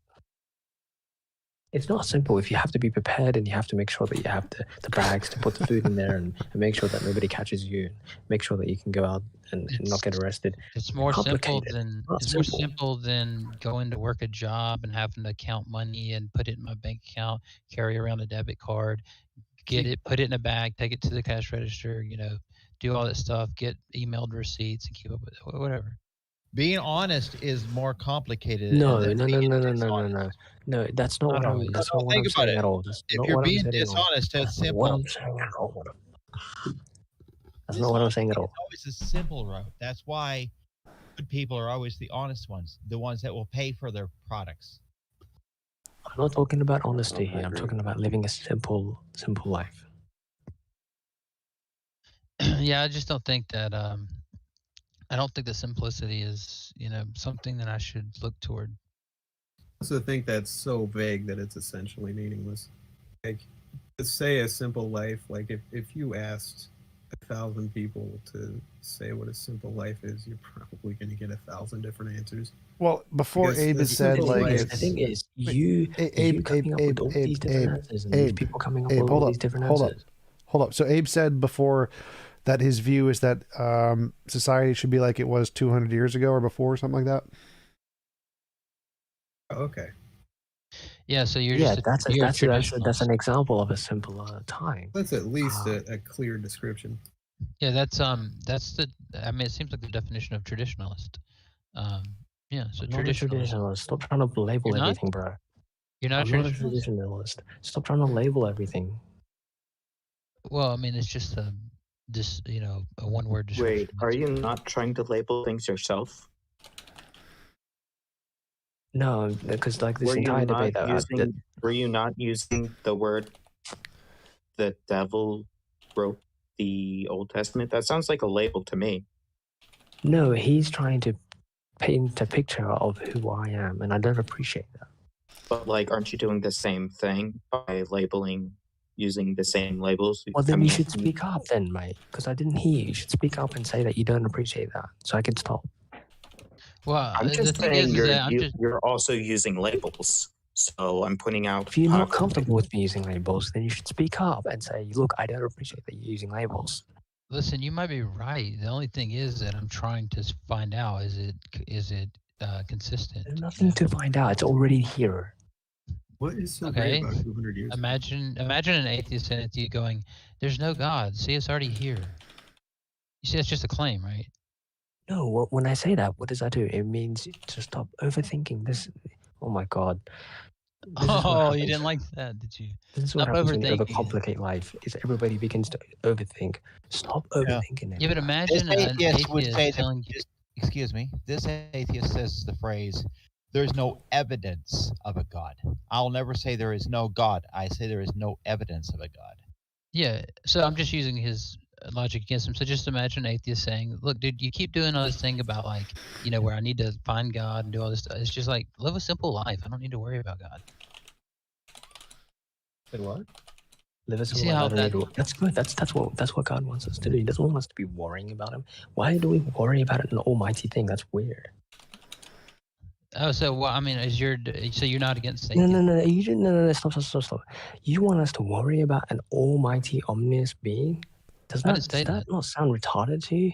What the fuck I feel like you're just kind of wandering in the dark, making vague jabs at a Oh, No, you guys have no idea. He just said to Like worry you need about, to hear he Abe literally talk just about. said Wait, worry Abe, about Abe, an ominous being. Mango. So you guys haven't heard Mango talk about how it's all technology is bad and creates more problems than it solves.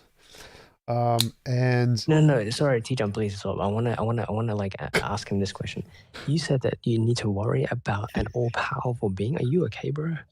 No, I didn't. I specifically said, imagine an atheist using your same argument against you. Why would we need to worry about whether a God exists or not? Why don't we just live our lives without the God? Bro, this guy literally said, worry about God. Why is that funny? You just said How I are you shouldn't have gonna to worry worry about morality and stuff. Just live my life simply. I like the vast majority You of the planet believe thinks that way. How can that you pretend morality you're comes from surprised God, when you right? hear it? Bro, I'm You just believe in taking what morality you comes from say and God. using it against you, basically. No, you haven't used nothing against me. You said morality comes from God, and therefore you need to worry about morality, which in that case you would be worrying about God. That's nonsense, bro. Why would you worry about something that's omnipresent? That's so dumb. I didn't say that. I said you can literally imagine said an that. atheist using your same logic against you. Do you even know what logic is? Logic is the reasoning conducted or assessed according to the strict principles of validity. So nothing you said. Why should that doesn't in sound accordance. simple? Why should I care about logic? That doesn't sound simple. Yeah, what's more simple? Just want to live Abe, a simple, traditional life. You know all of the things, and we all must listen to your definitions. Is that the simple path? Abe knows everything, and we don't know shit. No, I never said that. We all know it. It's just that certain groups of people are just, they're in their thoughts all day, like TJump, and they aren't able to really be present and experience life. Are you sure about that? Hey, TJump, quick question. Sure, go for it. Do you enjoy life? Over the past 6 months, I'd say yes. Before that, I'd say no. So every now and again, you have your downs, but I get. Well, for the first 30 years or so was like a down, but yeah. I can get that. So Abe, you just got Black Swan. How do you feel? You know what? I'm not going to answer your question, but I will ask a question to TJump. Hey, TJump. How is your relationship with your father? Wait, are you Jesse Lee Peterson? We don't talk much. I just realized. What about your mother? What about your mother? We don't talk much. Do you ever visit them at all? Nope. Is there any sort of particular reason, if you're comfortable to share? Because I never enjoyed speaking to human beings in my life. So for the first 30 years, I never spoke to anyone. Is there a reason why you didn't speak to anyone? Major depression, social anxiety, high function autism. And so are you blaming it on your autism, or are you blaming it on the sort of your upbringing? The autism. I think that's completely redundant, Abe. The chemicals. I'm getting somewhere. Just please calm yourself. I'm getting somewhere. The chemicals in my brain. So the chemicals. Wait. Question. Very important question that you should address. Dude, stop it. Why do you have to insult somebody to make a point? Dude, you're cutting the interview, man. I'm trying to interview TJump here. Please. Why do you have to insult somebody to make a don't point? interrupt. I'm trying to interview TJump here. Don't interrupt. I'm trying to ask a very important question. Why are Wait, you talking? Axiom, hang on one second. I think it's almost clear to me now that he's doing the Jesse Lee Peterson thing where it's like, well, you closer to your mother because mother ruined a young man's life. And how are you with your father? If you were with your father, you'd be more of a man. You'd be more right. You'd be better. That's not what I'm doing at all. What the hell? Who is this guy? What are you Then talking why about, did you ask about his relationship with his mother and father? Because I'm a psychologist. And That's funny. Now he's a psychologist. And we know maybe what school did you go to? Wait. Where did you go to school? Where did you go to school? I was fortunate enough to attend Harvard. Harvard. You are so full You of gotta get shit. some humor. Who Oh, was your psychologist from Harvard. who was your professor? I had multiple professors during my time at Harvard. You can name any of them. What's their names? Just give me a name of one. Name the professors.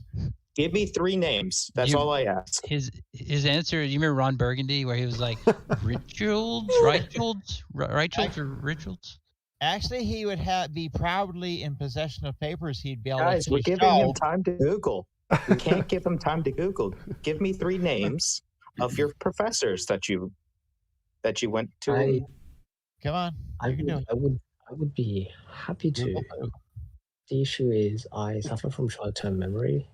Google foo. Come on, you can do it. If you suffer from short-term memory, how are you suffering? He would never I'll pass those compromise. courses with that. I'll compromise. Give me 1. I'm almost 50, and I can tell you that. There was one person, their name was Shri. Who? Shri Nagathar. Shri? Yeah, he's Googling. He's Yeah, Googling. let's Let's see what he's done. Shri Nagathar. Okay.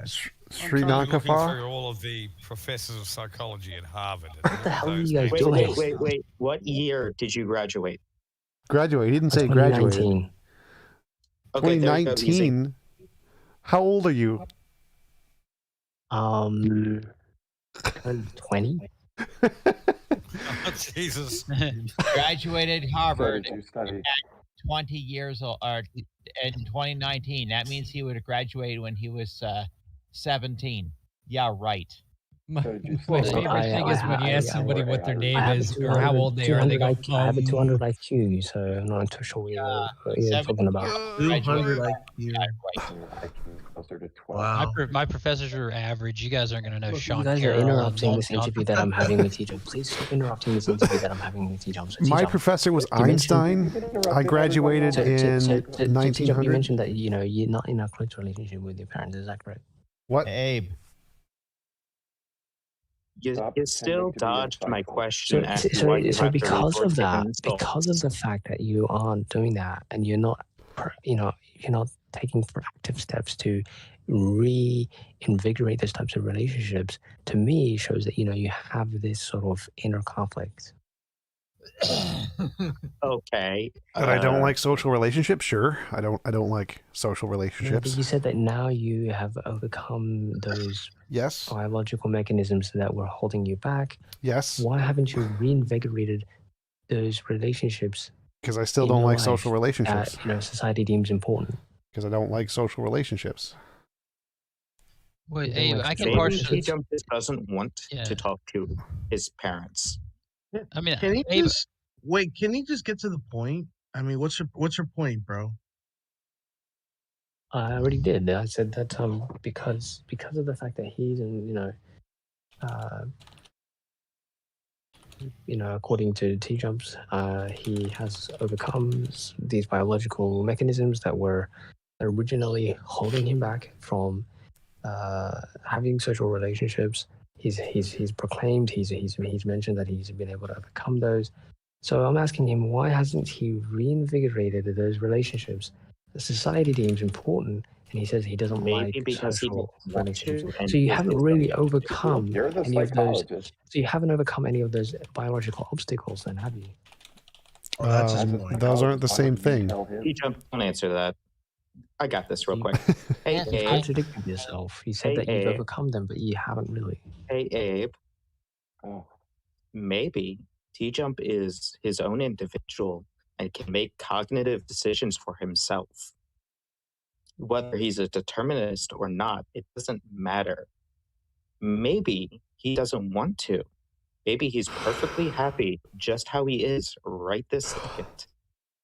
Why does Would it be matter? even happier if he was able to reinvigorate parental relationships. yeah, Abe, I don't. No. Determining what will make him happy. Wait, Who wait is- 1 second. who- Abe, who would be better to diagnose? According to TJump psychology, happiness according to a rather than- psychology study, the people that have a closer relationship with their parents or guardians Abe, live can I a tell you more something successful secret? life. Can I tell you something secret? A pretend psychologist wannabe kid that's 20 years old says he graduated Harvard at 17 with no papers to prove it. That would be all over the news. I said at 20 in 2019 at 20 I graduated. Either way, that would make papers. Hey, God He's for 20. also Let an AI scientist. Don't forget. Give it let Converse Contender go, because I think he wanted to ask a question. Well, yeah, I mean, Abe's. Yeah, I mean, we all know Abe's professor, Isaac Newton. But so, Abe, I actually don't. Oh, Shreed. I thought you said. No, I'm just kidding. But I don't necessarily disagree with you that it is someone's name. You know, that's really inappropriate. I don't necessarily disagree with you that it's probably good to work on your social relationships. I'm wondering why you haven't. Studies been conducted that if you have a closer relationship with your parental guardians, you will live a more successful life. So I'm asking TJump, why hasn't he done that? Because honestly, if he did do that, he wouldn't even be on Discord. He would be a multimillionaire. I'm wondering why you haven't. Why haven't you reinvigorated your relationship with Jesus? Yeah, like if you had a relationship with Jesus, you'd be more happy. Character, and he doesn't exist in reality. What do you mean? Do you think you've overcome? Do you think you've overcome the spiritual gifts of Christ? Also, you have to remember we're all children of God, correct? Yes. So when you overcome your, when you. Oh, look at the time. That's at least funny. But I do. So what? Even Hey, do you live in Minnesota, by chance? Yeah, I do live in Minnesota. I live right beside you and TJump should. Yeah, I'm saying you should go up to the bar or something, or like go, grab some food or something, and just, hang out. I feel like the best. I use think Why? TJump has better things to do with his time. I don't know. I feel like the Why best. would you put TJump through that torture? Why would you say that? What sort of persuaded you to do that? Well, I don't know. I was thinking maybe TJump and him could get into like a debate at a bar, and then like people who are standing around would be like, "Yo, TJump, that's I see what you're saying there. That makes sense." And then what do you know? We're having this big social interaction and we're helping each other. Research logic and teach up. Research Purpose mostly asked, what do I think about Ukraine? Can Russia be justified in invading? Probably not. Would the U.S. be justified in invading ethically? Yes, I think so. I don't think there's a justification for Russia invading Ukraine other than for political safety reasons in order to try and secure like more military security. But no, I don't think it's justified that there is a justification. If you look at the way the NATO has expanded over the decades, Russia is shitting their pants and they want to make sure that their borders are protected. Thank you to whoever sent that super chat. Now we have something new to talk about. Wait, I got a super chat? Fuck if I know. You said Ukraine is part of Russia. Oh, I'm assuming you had a super chat. No, it was just a random question. It wasn't a super chat. I wish it was a super chat. If Texas decided that they wanted to become a sovereign state, how would the rest of the United States any other chat? But it'll just say super. It's a super chat because it changed the conversation topic. Therefore, it's super. Hey, TJump. If Can I ask a follow-up? If Texas decided to become a sovereign state today, would it be justified if the United States to bring it back to its? There's your super chat, TJump. Is the Earth round, Abe? Abe, that's the false equivalence. The Earth, well, I haven't really observed the shape of the Earth. I've only been given pictures and videos of scientists proclaiming the shape of the Earth. Can you please steel man the scientific perspective as best you can? Go for it. Flat Earth versus round Earth. I don't agree with either viewpoints because none of them. I just want to know that you understand it. That's the thing. I want to know that you understand the thing that you don't agree with. What do I not agree with? That the Earth is Scientific round. perspective of the world. Like, do you know what steel manning is? Do you know what steel manning means, Abe? I don't. Can you explain what it means? So steel manning means you like represent. A psychology major would definitely know what a steel man is. especially one who graduated at 20 at Harvard. But steel manning is when you represent your opposing views in the strongest, most logical way possible. So, like, if he's telling you to steelman science, he wants you to tell us what the scientific view is. And again, you have to define what science is, and as I previously defined it, it being this the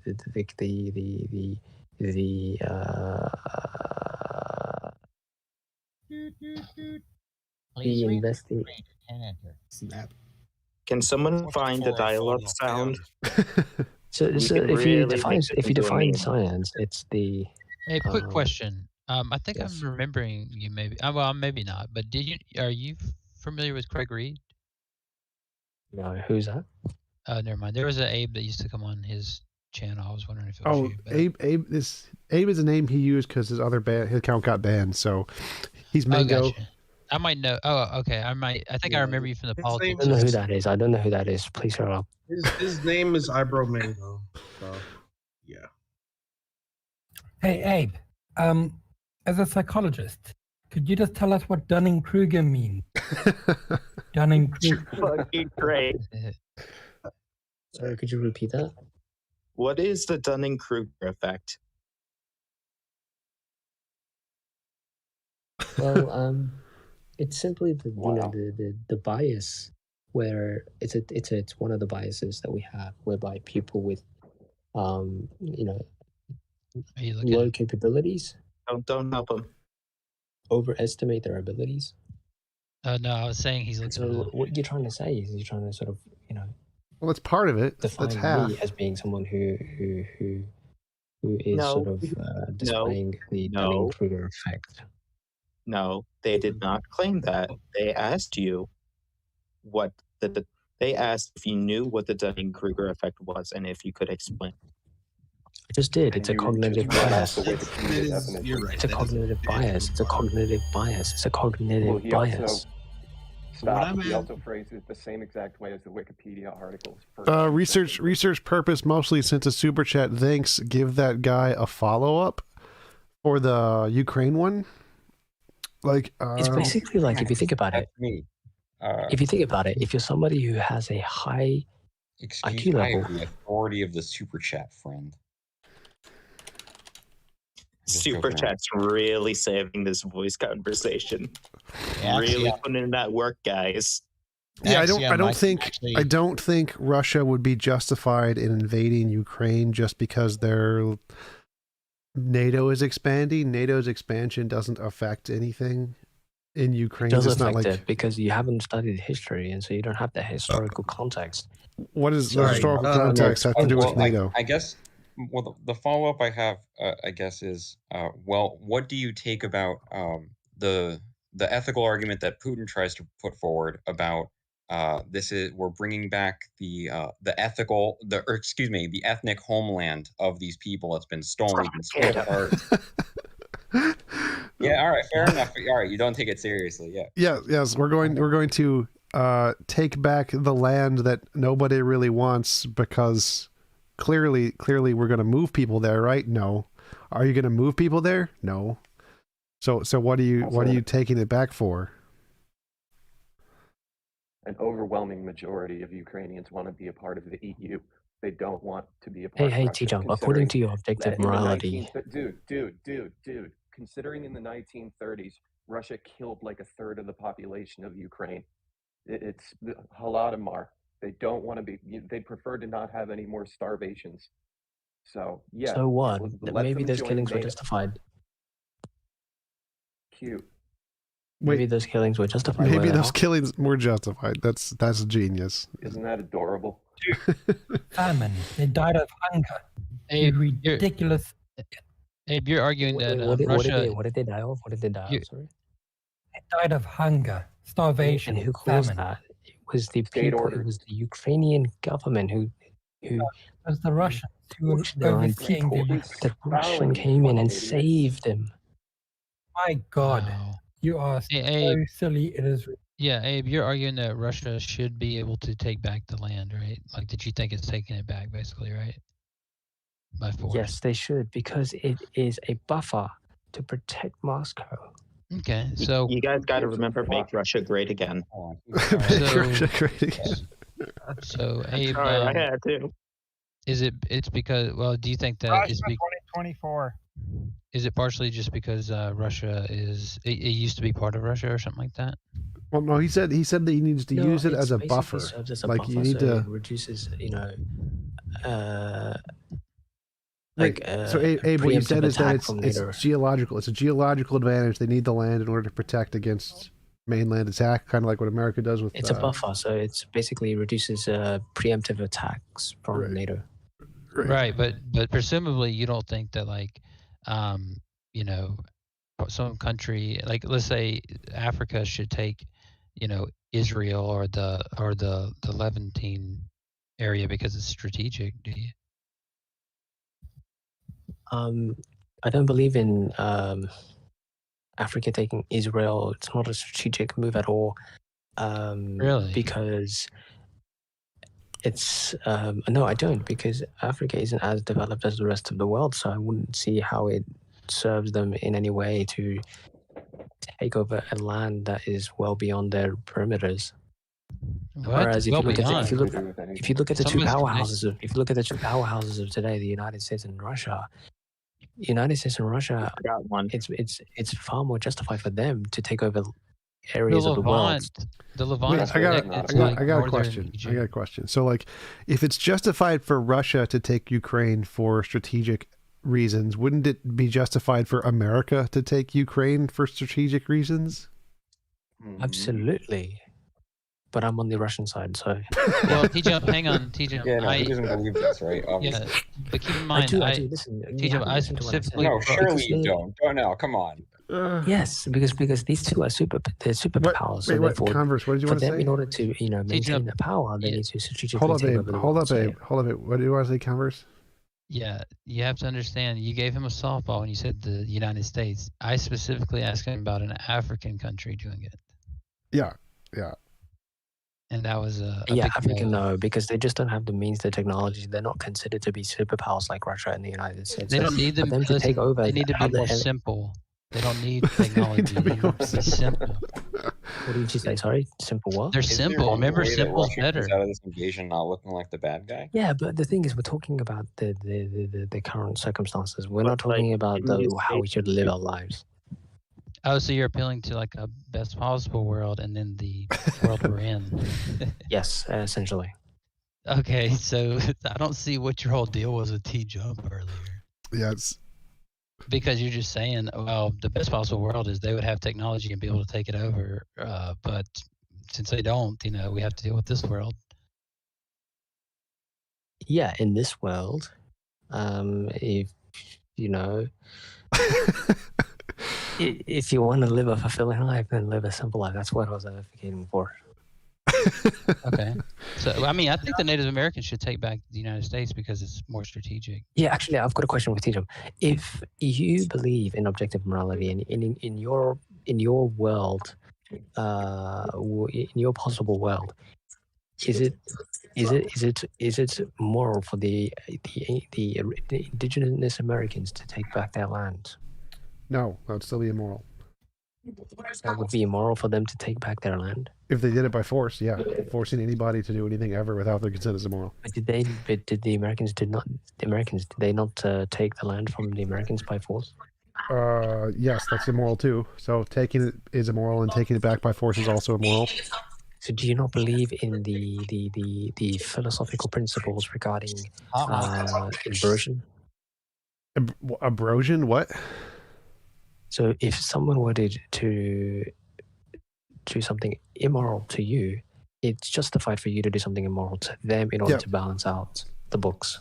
Yeah, it's justified immoral action. So like if someone punches you and you punch them back, it's not moral, but it's a justified immoral action. So therefore it's justified for them to go ahead and take back their land, yes? Yeah, it'd be justified for American Indians to fight for their land. Sure, it'd be immoral, but it'd be justified. No, not fight for the land. Take back. By force, right? They'd have to take back, just like how the people who've taken it from them. That means fight. That's the same thing as fighting. That's fighting. No, it isn't. It's taking back. It means you guys taking the boats and going back. Where you came from. How did we take it in the first place? Did we fight them with guns and stuff? Actually, no, yes. Didn't. Only a small number of people did that. Actually, what happened was it was a peaceful takeover. And so now you're gonna have peaceful takeover. What? Is it possible that it could be a forceful takeover if there was no violence? Trail of Tears was I don't peaceful. think it's a forceful takeover because Trail of Tears, totally peaceful event. Just a peaceful takeover of the Trail of Tears. History sort of, Wait, Abe, serious question. Did you also study history in Harvard? I did actually. I did. I took a major in history. So. Wait, you have a major in history and what? PhD in history. Psychology. I took 2 majors. When did double major? He double majored. History, what it tries to do, history tries to sort of theatricize the event. Wait, what was that word? Theatricize? Was it theatricize? Is that so it's the word you basically said? what it tries to do is it tries to make it. It tries to. What's the word when you try to make something more than it really is? Dramatize. Dramatize. Yeah. What's the other word? Exacerbate. Abe, you're using all this technical Harvard language. Anyway, history. If you look at history, what they try to do is they try to dramatize the events of the past, when in reality it's not. How we imagine it. How it actually happened. Yeah, do you guys? How did it happen? How did it really happen? What was that? Sorry. Yeah. So how did it happen? Is what TJump said. Just imagine yourself today, right? If you walked into America, if you were the early pioneers of America, and you walked in, how would you conduct yourself with the Americans? You're saying like if I just walked into Africa today, how would I conduct myself? Yeah, like let's say you wanted to set up a settlement in America today, how would you react to the native peoples? How does this tell us what happened? Just can you answer the question? Stop thinking about the past. Just think of the current scenario. How would you react to the native people if you went to America today and you wanted to settle there? Well, if I built a house and we were morally you saying we're morally equivalent to how they were? Stop. No, that's not what I'm saying. Just answer the question. How would you react to the native people if you went to America today and you settled there? How would you react?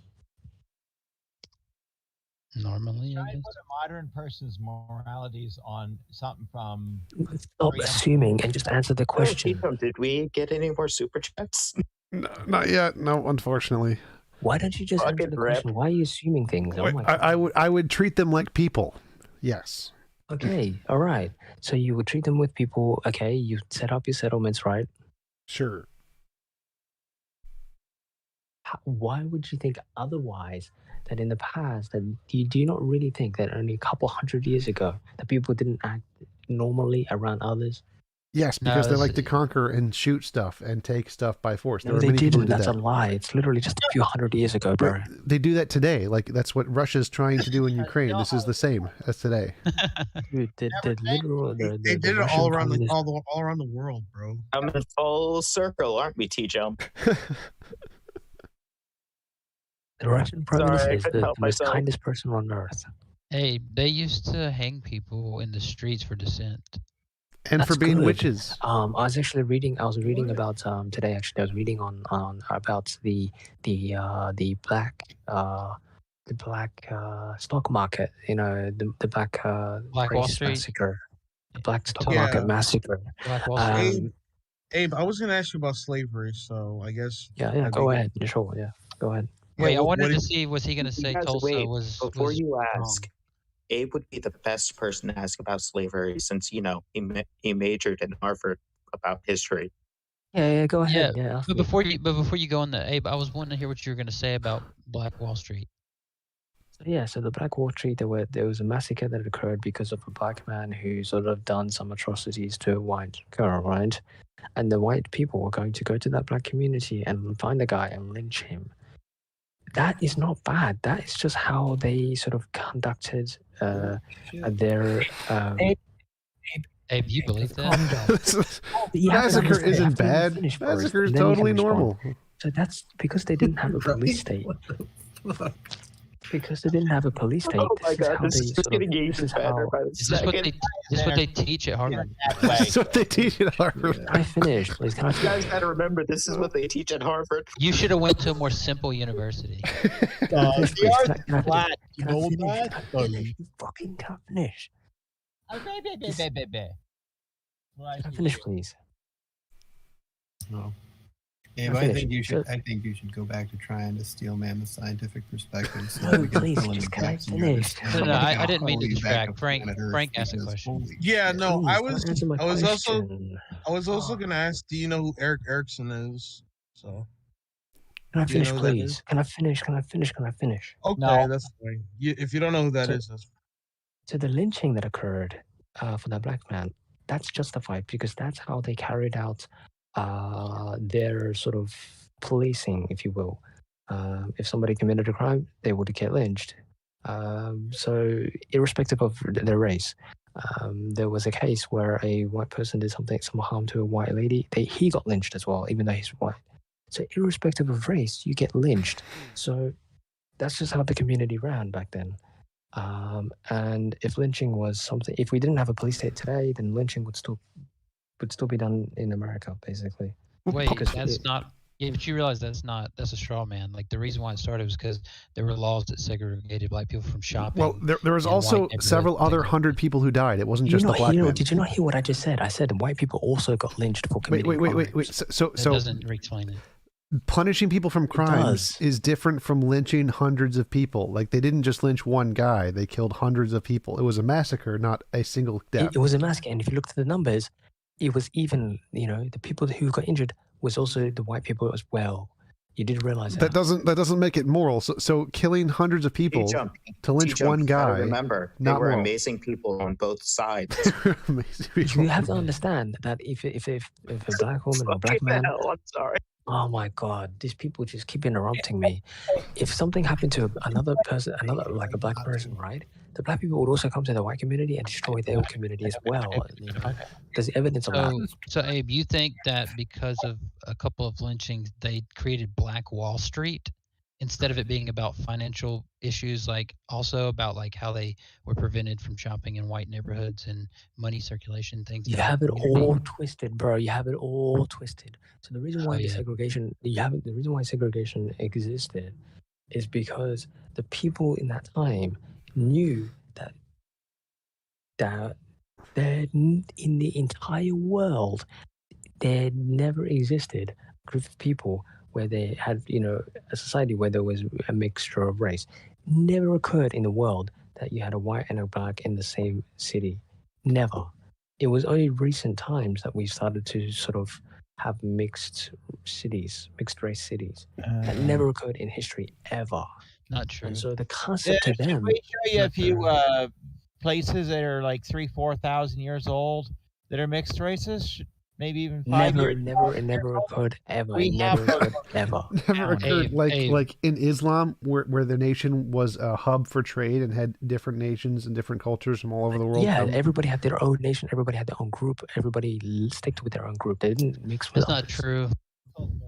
No, that's not true. Look at, for example, the Egyptians. I look at their iconography, and you see there's like even the rulers are sitting in a row, right? And it's obviously different colors.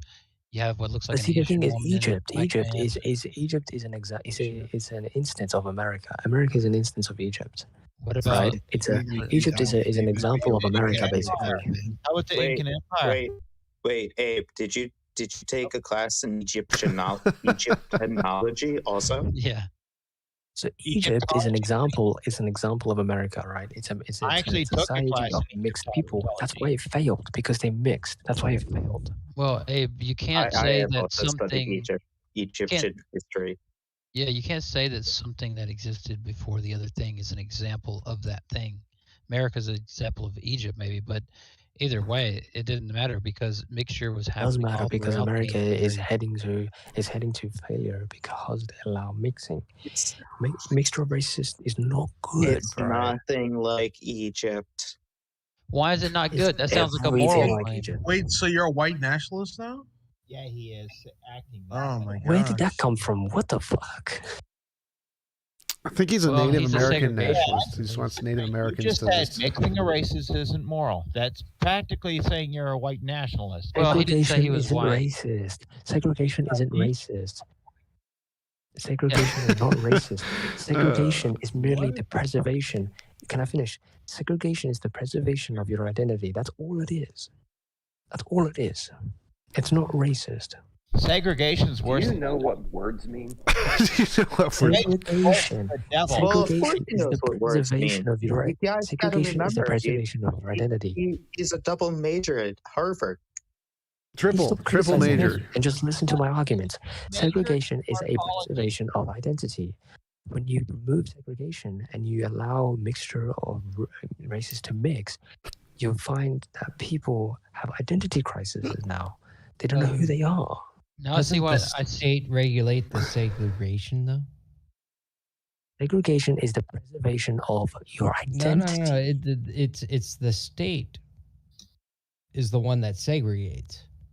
It's not It a group of enforces the people saying, segregation. "Hey, It we're doesn't just gonna be a actually. group It's of not the people." one that actually says, "Hey guys, Segregation is this is the what's going on." state that mandates who talks to whom and who touches what.